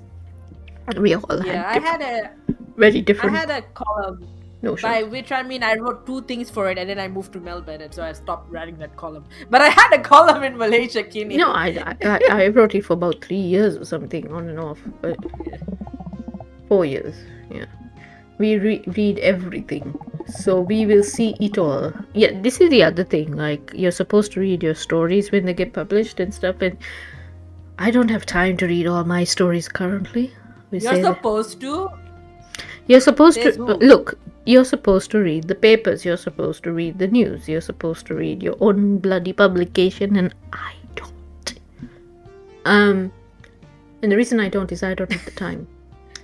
I mean, I read Autostraddle because I was reading Autostraddle before I wrote for Autostraddle. Like, it got to I've tried to get a job at Autostraddle for like five times, so like over 5 years, right? Could not get in, even though I was a known entity to them by that point, right? They know very well. Like so like literally like the last cover letter I sent them, literally I just said, you know who I am, see previous emails for reference, and that got me the job. So it's always like the sub-editors and the editor-in-chief, because they have to like sub all the copy. So they have read every story, quite often changing half the paragraphs. But yeah, it's interesting because people will go on at you like, why haven't you read X, Y, and Z story or whatever? And or checked it or whatever on the website, and it's like, who the heck? You have to give us time in the morning to sit down and read the paper properly, page. Like, I speed read. But if I was working at, say, the Age is a big paper, right, to read. It's got several pages. And sometimes when they say that, they mean you read the first 8 pages or whatever of all the stories. But that takes time. Even just to read the first 8 pages. And I would read it cover to cover. So if I was going to read it cover to cover, I would still need like at least half an hour to sit and read one paper. That's one paper. And to be up on the news of the day and to have read all the other papers. And yeah. So sometimes people will just listen to the radio or whatever. But the idea is you need to be informed so you know what's going on. Barely know what's going on myself. But there isn't time for that. We embrace it all, for whatever happens is indeed the truth, is it? And the truth must be remembered. Well, okay. But just because you archive it, and just because it's in the archive, doesn't mean it's true. It's just what happened to get published. You hope most of the time what happens to get published is true. You hope. It's not a guarantee. We could go behind. Whatever lies behind this pathway must be important. It's protected by an impenetrable barrier of hanging beads. Okay. Right. Let us go out this way.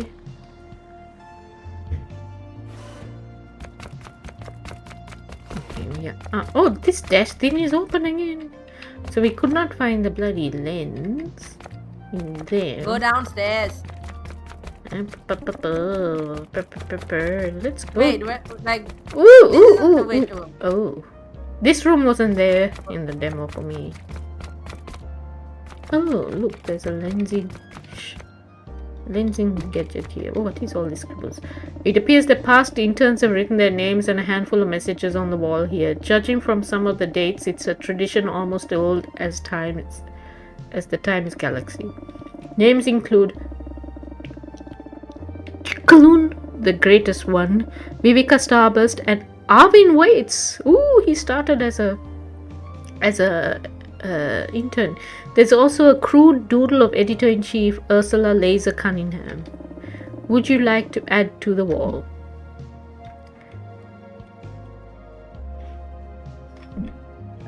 Not the deputy editor, it's the editor-in-chief. I think I'm going to doodle a self-portrait.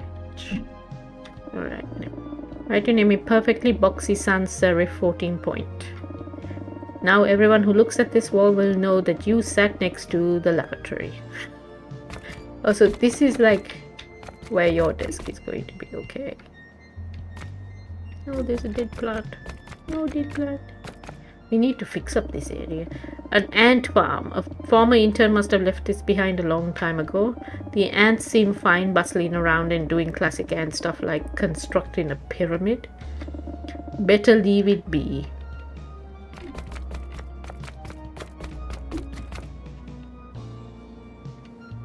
Okay, has the dog eaten the lens? It's eaten its own collar. Looks like a camera lens. You see Ed's lens. It's submerged in this dog-shaped mound of goo. The goo's tail wags. It's a dog. Sentient Oozy Glop Dog. The name tag on its collar reads Puff Piece. That's a great name for a dog. Oh, that's funny.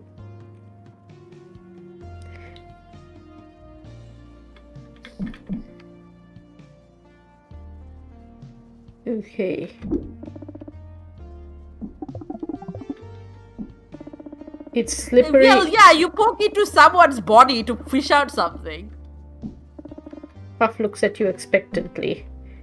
Good dog. Let the goo dog be.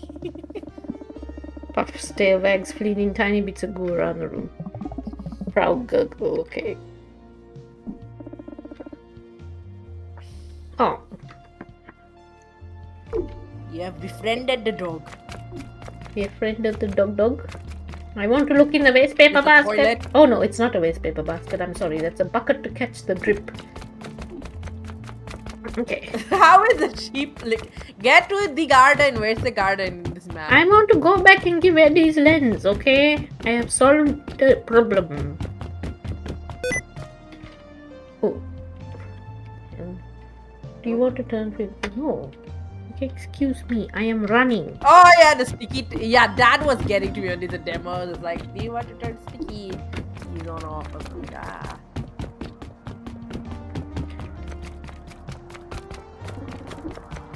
Ed, I have your lens. How do I give it to you? Sprockets! You see a lens anywhere? Wait, what are you holding? My lens. I thought I lost it after we got back from Morg. You give the thing you found in Puff Piece to Ed. Wait, why is it covered in goo? I found it inside Puff Piece. That dog is a roving gelatinous mess. It's gonna take me hours to properly clean this. But at least it's safe. Thanks for getting it back, Sprockets. I owe you one big time. Okay, fetch quest is my new... Did you get an achievement? Because on stream it just looks like a black box. So I guess it might. Yeah, it's an achievement, but it's called fetch quest. Okay. Right. I'm going to the bathroom. Ooh. Oh.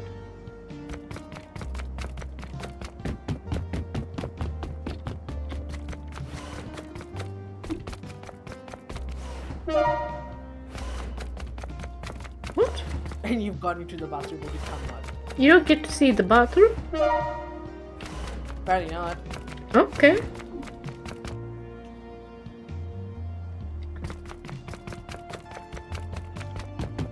Let's go to the bedroom. What's in this room? Oh, I did not see this room either. I met this guy at some point. I can't remember.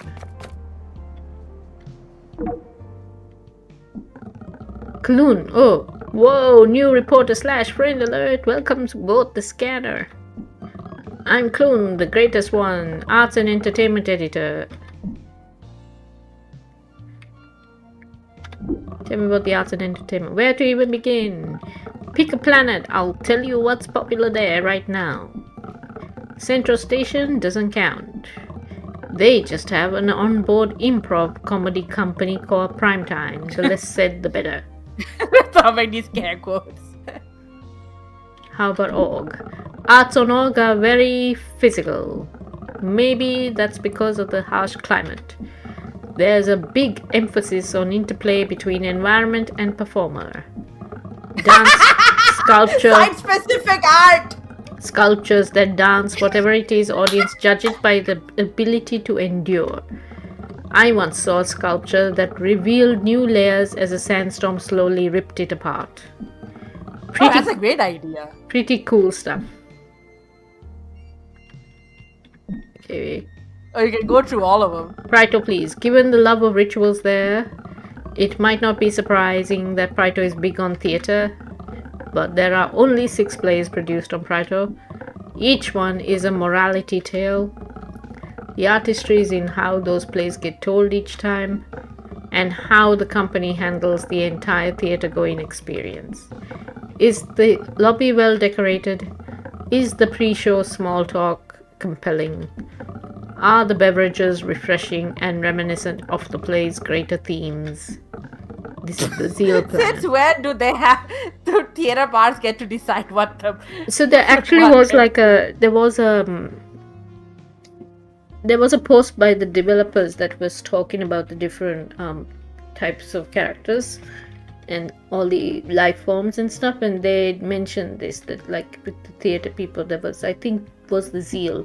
They care about all the little bits of it, not just the theater part. Are there gift bags at the end? I mean, this is how I judge a really good press event as well. Do I get a goodie bag?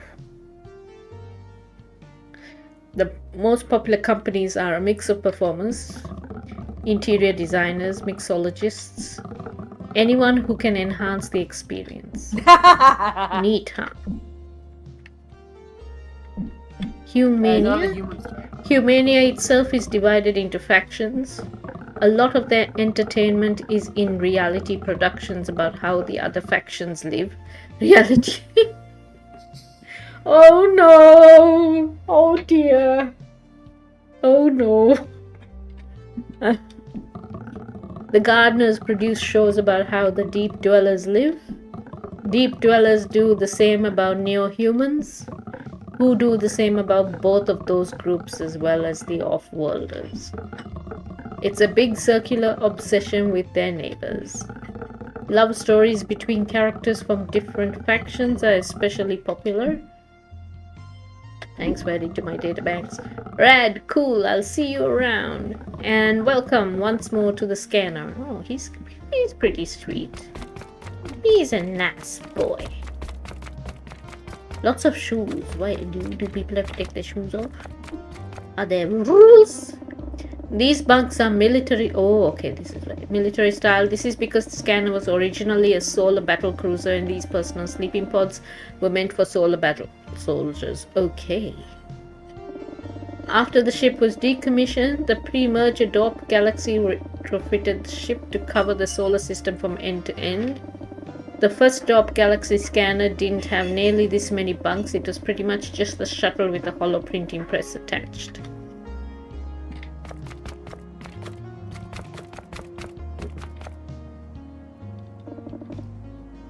Okay.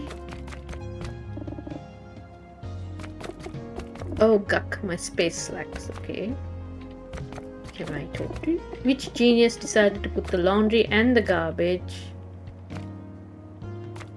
right next to each other? Oh dear.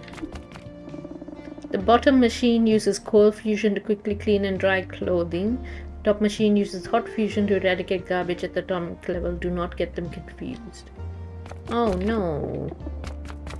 Oh no. Oh dear. Dearie me. Ooh, toothbrushes.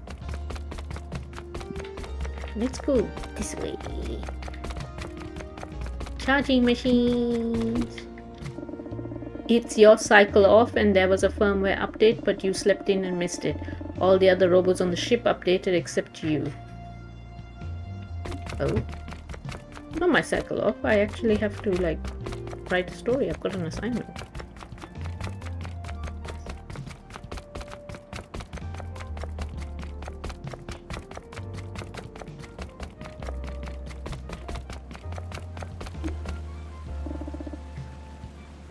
Each of these designated sleeping pods has been customized by the staff member who sleeps in it. How novel.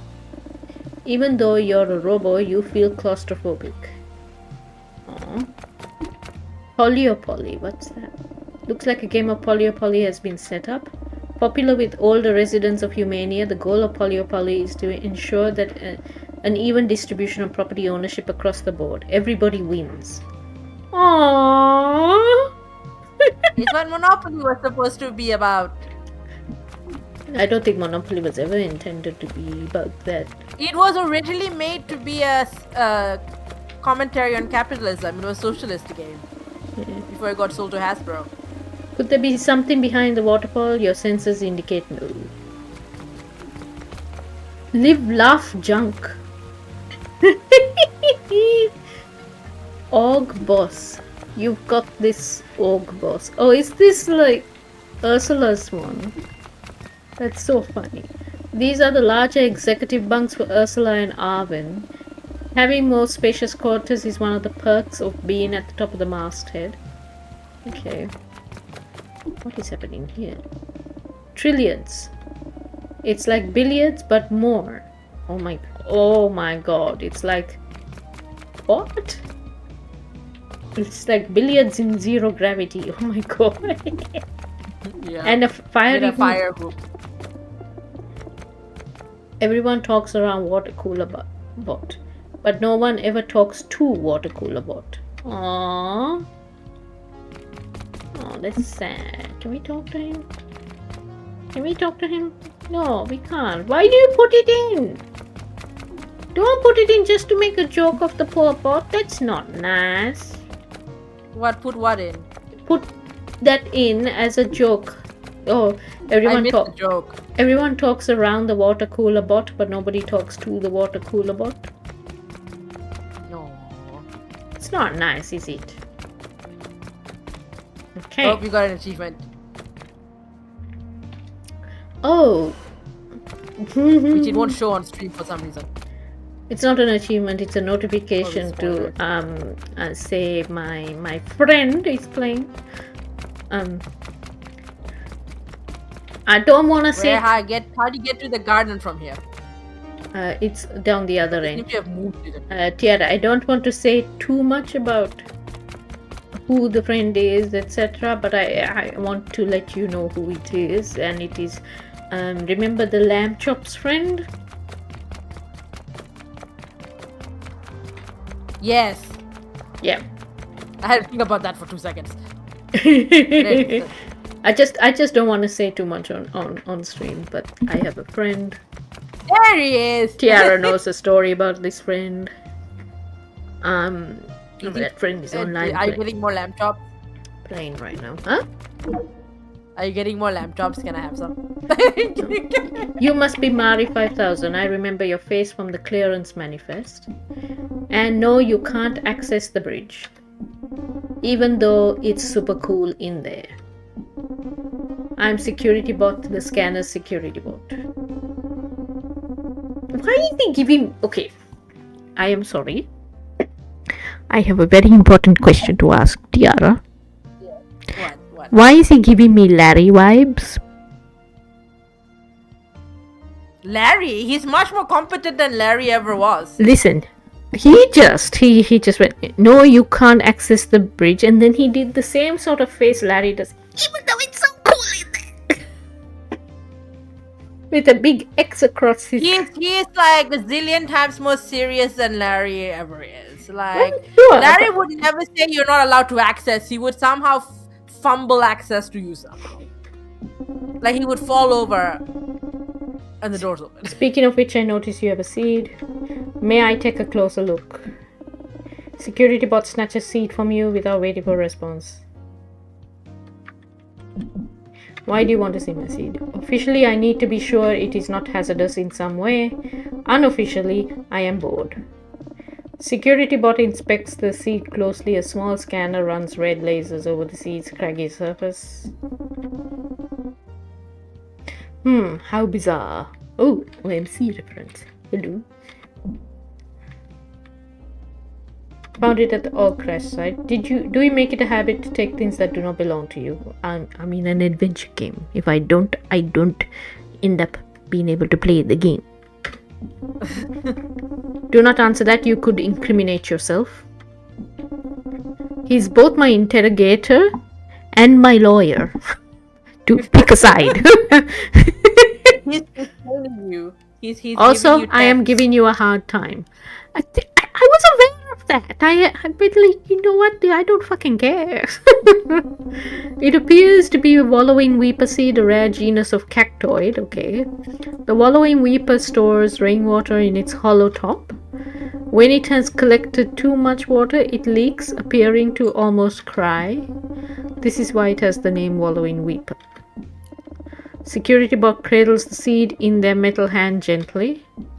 I must plant this in the garden immediately. See, when he gets excited, he's like that. Go ahead. I would have taken it regardless of your answer, but thank you. Just take a look around you. This was once a vibrant spacebound conservatory. It housed some of the rarest flora in the solar system.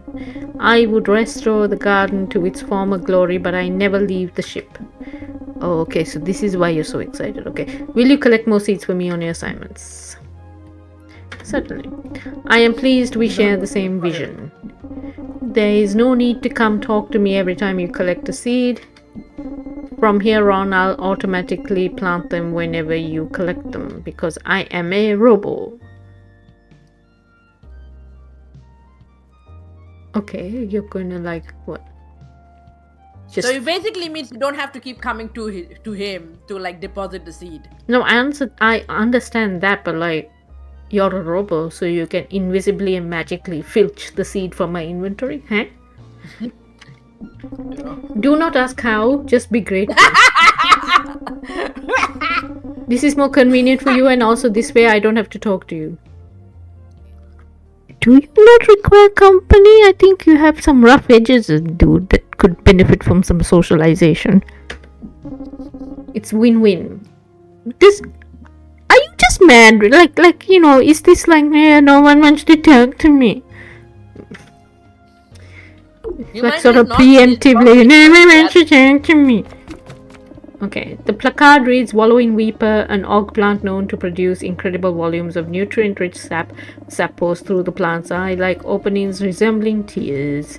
Strange security button hasn't yet watered the walloping weeping sea, but the dirty appears to be soggy, extremely soggy. It's already crying. That's what it's doing. We don't have like a note here for this one. Oh my god, we've got an aquatic bait. Got a hose pipe. Careful with the hose pipe.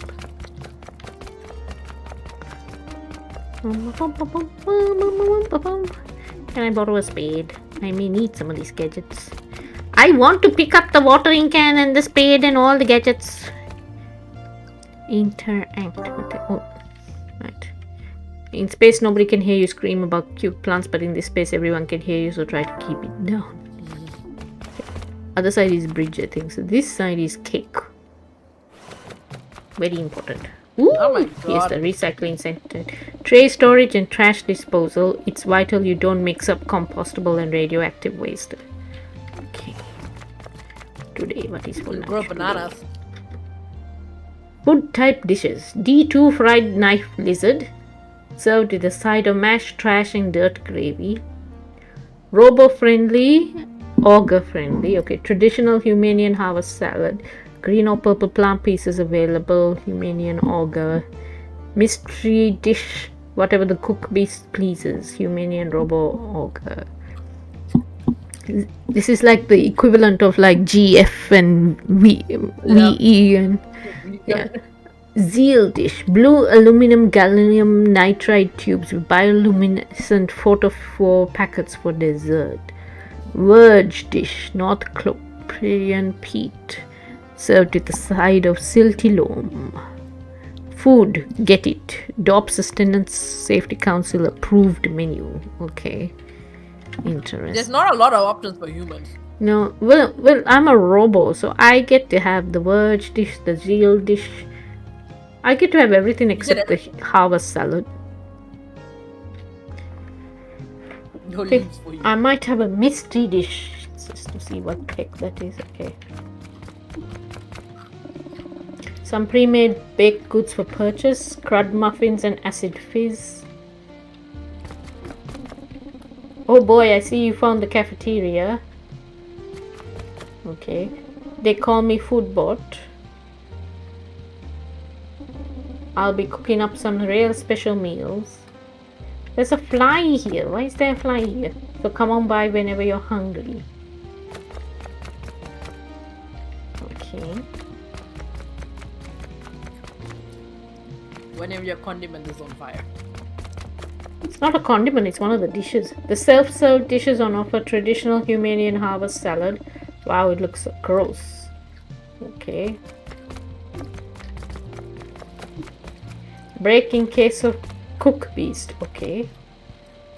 How do I talk to cook beast? There, you could see it through the window. Inscrutable murmurs emanate from the back kitchen, and wait, are those eyes? You hear faint rhythmic thumps as though a human is banging the butt of their meaty fist against an insulated metal door. Oh dear. The thumps stop, replaced with the sound of a heavy rain. Then you hear nothing. My special is 9.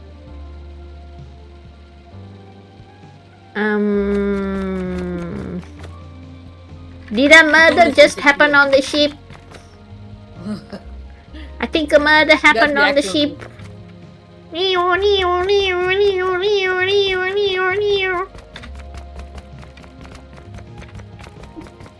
Glow to go.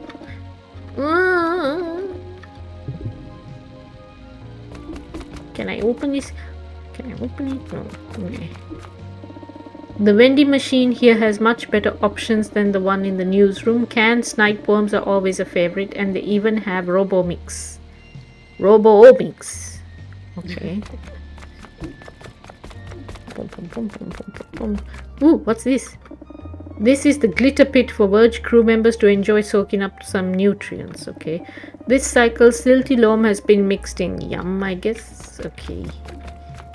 So that's how they eat. Interesting. There's nothing much here, really.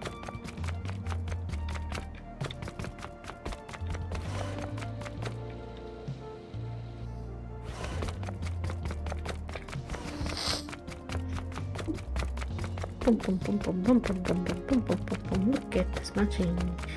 Get the smudging.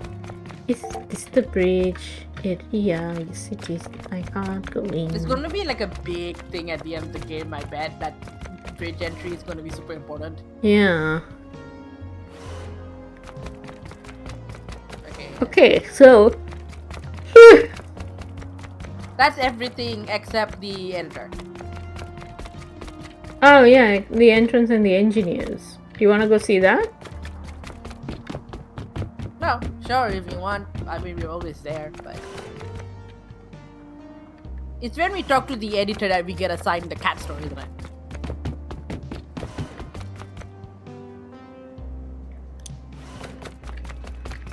I think this kind of I just remember I saw that coffee oil machine thing. It just reminded me of how for a while people were pouring olive oil into their coffee. Put like what, sorry? It was like a trend to have olive oil in your coffee. Ew. Stomach is turning just thinking of Oh it. my god! He has a thing for us. Jules. A sea of buttons and screens gently booping. The ship status is displayed here. Ship status single and ready to mingle. Oh my god. So you have to find differently. Can we romance the ship? If we can flirt with the others, can we flirt with the ship? It's like, I'm already in you. Oh my god, that's awful, dear. Hi, you found your way to engineering, huh? This is sort of my domain, my lair, if you will. You seem so different from the other shuttlebots. Ha, I bet. I'm not as noisy as them, for one thing. They never stop talking, and they get into everything. I try to keep them out of here so they don't mess up my projects. Okay, you're coming off a bit like snobby, dude. Speaking of the hustle boots, how are they running? Wink. Why did you say wink out loud? I love running around. Oh, I love running around. It's so exciting to have another robo on board. What about Copybot? I mean, we have other robos, but a robo reporter? I've got plans for more upgrades too. I think he's just excited that we are the newest project. Probably. What kind of upgrades? Oh, this and that. Okay, you got me. Twist my circuits. He wants to talk about it. You can take a peek at my workbench if you really want to know. The hat is looking extremely classy and classic. You get the hat with the card on the side. And the shades, radical for sure. This is the other thing. Like, I was really like in the demo, I was like, they know me by my jacket, not a press part. Me, you know. But neither entirely works at the moment. These things take time. But make sure you come back and talk to me soon, okay? I'll keep you in the loop. It is a hat with a press pass! Oh my god, I didn't see it. That's just... Shuttlebot X's workbench, it's hard to tell what exactly they've been tinkering on here. I think this is just an opportunity for jokes. Ah, you found what I like to call the tinkering zone. I spend a lot of time down here. These are some upgrades currently considered. Oh, work in progress. That's works in progress, in case you didn't know. You recognize the hustle boots because you already have them, but what are the other two? What are you working on exactly? I have been cooking up a couple of amazing upgrades to assist you in your journalistic endeavors. Features. The goobers at the Robo Factory should have installed standard if you ask me. Not that anyone is asking me, so anyway. Do you want advanced optics to scan the area around you for potential clues? Or do you want the charisma cap to unlock your charismatic potential in conversations and interviews? I can only have one? Or one Wait, at what this... what was the first? Do you have the charisma cap? What was the other option? It was like optics upgrades to scan for potential clues around you, not just like specific things, but everything around you. Oh, yeah. I want charismatic potential. Same. You can have both, but which one do you want me working on first? Oh, okay, right. So he hasn't finished it.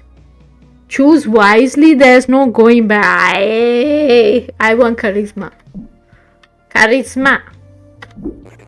I want my fedora. Give. Actually, what are they using for? Is it shades? Charisma cap, huh? Great choice. You'll be a whole new Mari 5000 and a total hit at parties. Come back to the tinkering zone in a cycle or two. Okay, so I have to come back. Oh, it is. Okay, how am I gonna wear all this stuff? I have not seen anyone with the press pass in like 2 weeks. I have a press pass. I can show you my Yeah, press. you don't brandish it though. Like like I've not seen anyone like stick it in their hat or something. You know, like. That's my press pass. Ooh. Can I get one of those? Not that I'm writing for anybody. Can I just get one for posterity? That's my press pass. And then it's on the back. There you go. Take it behind my ear. There you go.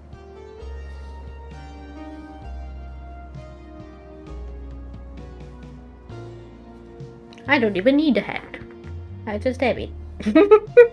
But for a lot of people who work in newsrooms, if you know, say you worked at ABC or SBS or some place like that, you'd probably have a staff card anyway.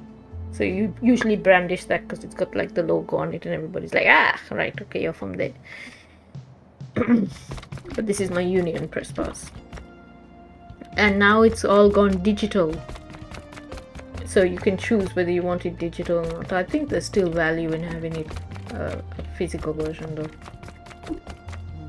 Okay, can I do anything about a robo arm? Okay, come on, robo arm. A giant mechanical arm, it's twitching as if dreaming.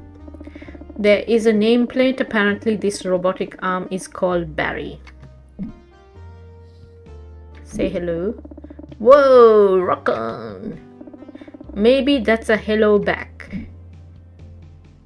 Nice to meet you. Hey, nice. Seems like Barry is pleased to meet you too. Do you help out in engineering? Cool. Seems like a yes. Barry seems friendly. Perhaps you could be pals. Aww. That's cute. These are schematics and things. It says pod. Shuttlebot X's personal charging station. It looks like it's been overclocked to allow high-speed recharge. Of course it's been overclocked. This oil preparation setup has everything: a manual gunk grinder, diesel pour over, even W40 for lining the cups. Talk about fancy. Oh my god, it's like the oil version of a fancy coffee making setup. Oh yeah. Okay, I think we've seen everything, so let's go.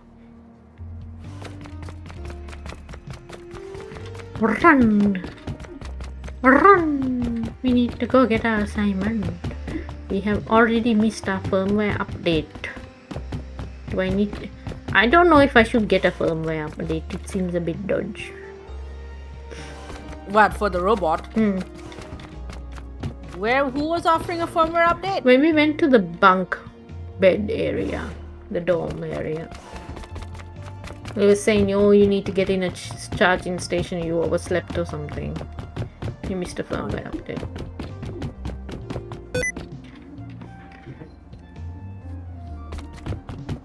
You can hear my cat causing chaos, as per usual. What is this new? Okay, now we can't go in there. Editor-in-Chief Ursula Laser Cunningham's office. The door is closed. You should probably leave it that way. Okay. Let's go talk here. You approach these two Zeal already in conversation. Arvin has your assignment, but you don't know who they're talking to. The rest is all fluff and broccoli. Gammon and spinach. Gammon and spinach. But somebody's got Oh, to... is that what he's referencing? I thought that was what he was referencing. Like it was like a modern What's gammon and spinach? Gammon and spinach. Gammon and spinach means nothing. Stuff and nonsense. Right. Where's it from? Huh? I don't know where it's. Where's it from? I don't know where it's from, but it's a British saying. It's an English saying. Yeah, I googled it and it's giving me like a nursery rhyme. Oh, I don't know about nursery rhyme. Or like sort of like some sort of like traditional British song or some kind. A frog he would a wooing go, hey hostess Rowley. A frog he would a wooing go, whether his mother would let him or no. With a Rowley Powley, gammon and spinach, hey hostess Anthony Rowley. It goes on like that for like paragraphs upon paragraphs upon paragraphs. Oh, a froggy would a woo and go woo woo. A froggy would a Oh, woo well, you and know go what it is woo. I never knew gammon and spinach was part of the lyrics, though. That was not what I learned. I can't even remember the lyrics I learned to that, but that's hard. With the Charles Dickens uses the phrase gammon and spinach in David Copperfield. Huh? Charles Dickens uses it in David But Copperfield. yeah, I'm sure people have used it, right? But yeah. But somebody's got to write this stuff even just to fill the hollow columns. So when he's talking about hollow columns here, he's talking about column inches. This is how we measure like the space in... You know how How would they use that now that everything's online? So you know how you divide a paper into columns? Yeah. I understand that for print. Right, and so you measure in like column inches like that. Right, but we now do it in words. We just do words. Yeah. You used to have a good idea of how many words would fill up how much of a space in print. But yeah, just kind of depend. But we still use all this lingo. So even just to fill the hollow columns, as long as it's not me. You got my last good one. I did make you cover the Humanian shoe exhibit, so it's only fair. They don't seem to notice you yet. This, when I played it in the demo, it was a very good example of like what it takes to be a journal. Oh. So, excuse me. Oh, hey there. You must be waiting. You print broccoli. I know. You must be waiting for an assignment. It's slim pickings, I'm afraid. Slim is putting it nicely. That's the guy I thought you were talking about with like, they don't seem to like us. Yar. He doesn't like us, no. This intern doesn't like us either. Yeah. You haven't met that's why I our was other intern. This is Yaparan. They started shortly before you. Yeah, this is Mari 5000. Hi. Nice to meet you. Yeah, same to you, I guess. See, he can't even be polite. a robotic form is better at politeness than a bloody organic form. Okay, get your act together, mate. I'd better get back to work. Good luck with your assignment. Yeah, clearly thinks you don't have your sarcasm detection modules booted up. I was being harsh about the quality of the current assignments. Covering boring stories and fluff is a rite of passage in a way. You need to take a nothing assignment and find why it matters. I was thinking about this as well. It's so important because he's gonna send you to a cat show, and it is a joke that the cat show and the dog show stories are like the worst assignments for a reporter. And at one point, like there's been various instances where editors-in-chief have like punished their reporters for other things, but like, okay, right, you did this, you covered it, you got the story, but maybe you weren't safe enough or ethical enough or whatever, so you're gonna be doing the cat and dog show this year or whatever. And yeah, it's sort of thing. But it's also like, it's a bit weird that for me that people look down on it, because a story is a story and you write it because it matters to somebody, and that is what matters. Like, it's really interesting because as humans we would take some small tiny little thing, and then we'll turn it into a fiefdom, and it has all this drama and everything, and the rest of the world rotates and continues on and there's all sorts of big things happening and everything. Everybody wants to chase the big stories, and then sometimes the big stories are in the small stories. I've seen a lot of suburban local papers win awards for stories that other people have ignored because they're just small stories happening at like local government level. More often than not, a good reporter will come back with something fresh. Which is why this cycle I'm asking you to cover the Humania Intersolar Cat Show. Every human year, the cat fanciers of a Trebla hold the Intersolar Cat Show. It's a celebration of cat breeds found across the DORP system. On the surface, this is a bad assignment. But for a good reporter, this topic has all sorts of potential. I want to ask, how am I doing so far? Well, it's a little early, but... how are you liking my work? You've mostly written sensational content. Can't say I'm thrilled that the TNG is getting more tabloidy. Curious about anything else? Okay. How is my reputation? Your reputation is good, I think. Keep your reporting ethical and your demeanor humble, and it'll stay good. Probably. Nice work, Mari 5000. Yee. How is readership? Readership is good. Generally, people read us when we cover sensational things or heartwarming alien interest. It is the human interest bit. God, it took us forever to figure that out. Fluff, basically. See, he likes the information. What else would you like to know? That's all. Thanks, of course. Okay, time to head to the cat show. A cat show, ha ha ha. So he's come to gloat. Yeah, you're still here. I just had to see what you were giving them. It was worse than I'd even hoped. You'll have your fair share of cat shows too, yeah. I know, but not this cycle. Good luck, Robert, you'll need it.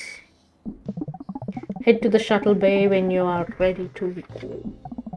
And remember, you won't be able to get every single detail.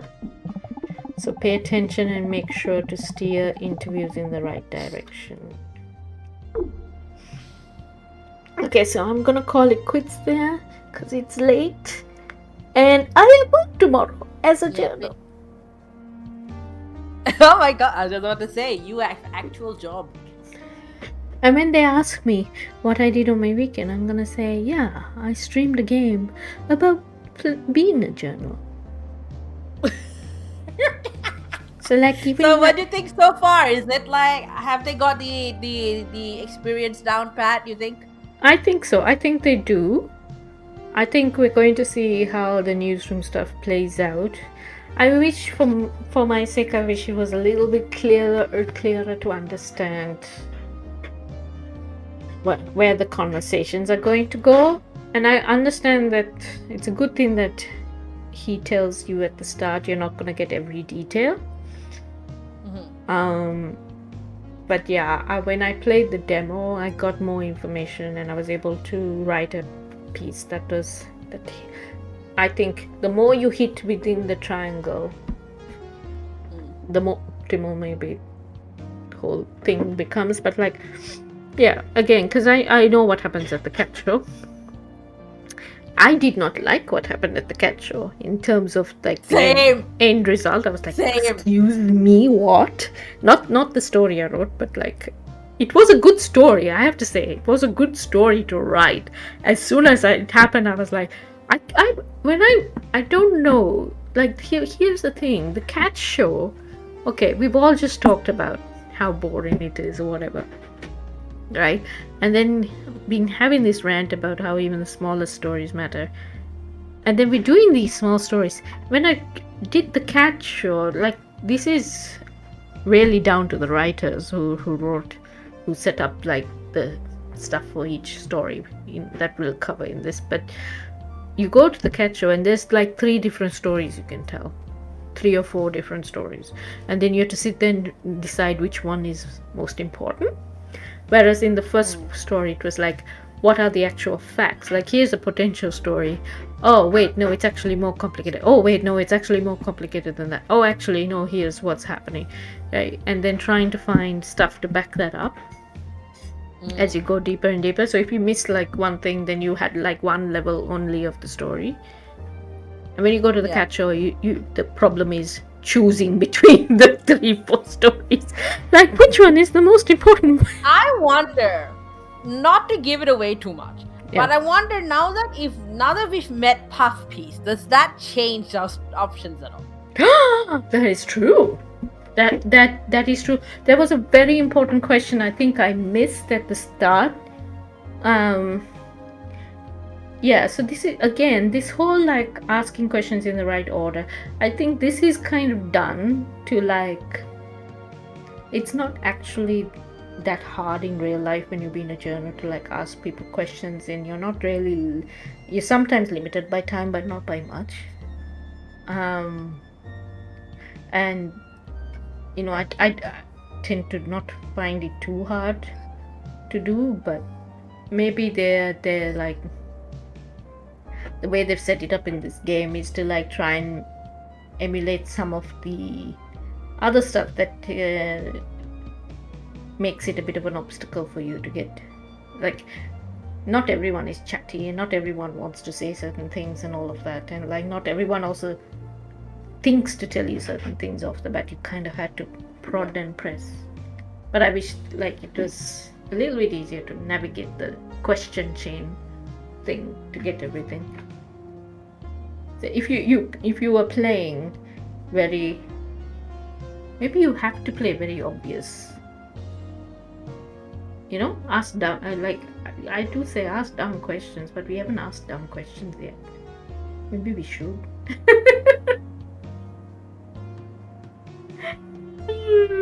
Oh my god.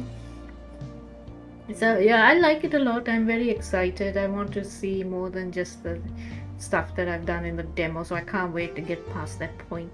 And now I will have to not play it, and because we don't have save points, I will have to not play it until we play on stream again, which is very annoying. What, you can't play it until what?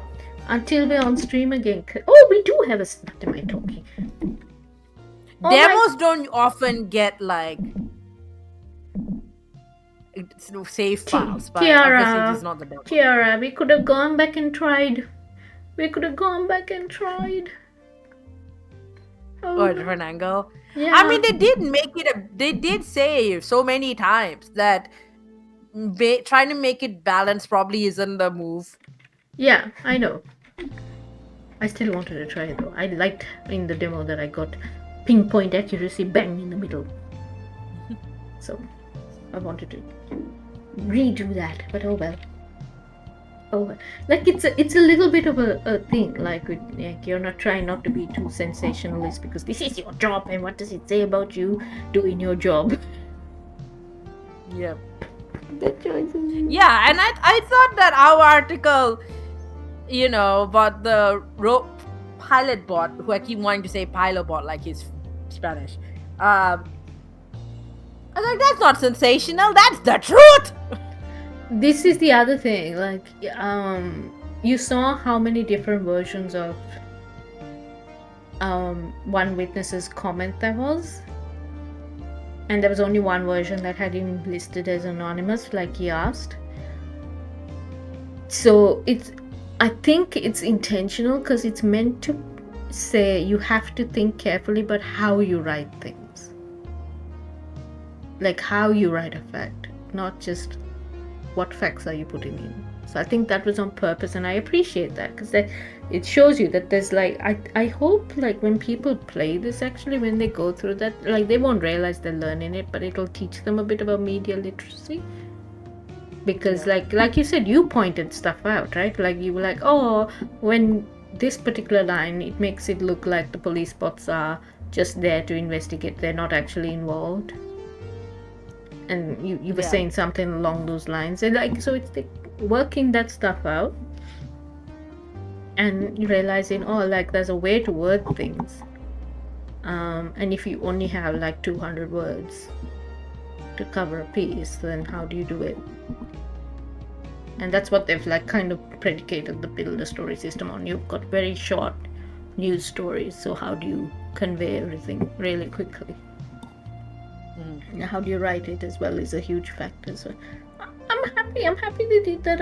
I'm so happy they put in all these jokes and all these little references, to how things operate and how people think in the newsroom and the differences of opinion and stuff.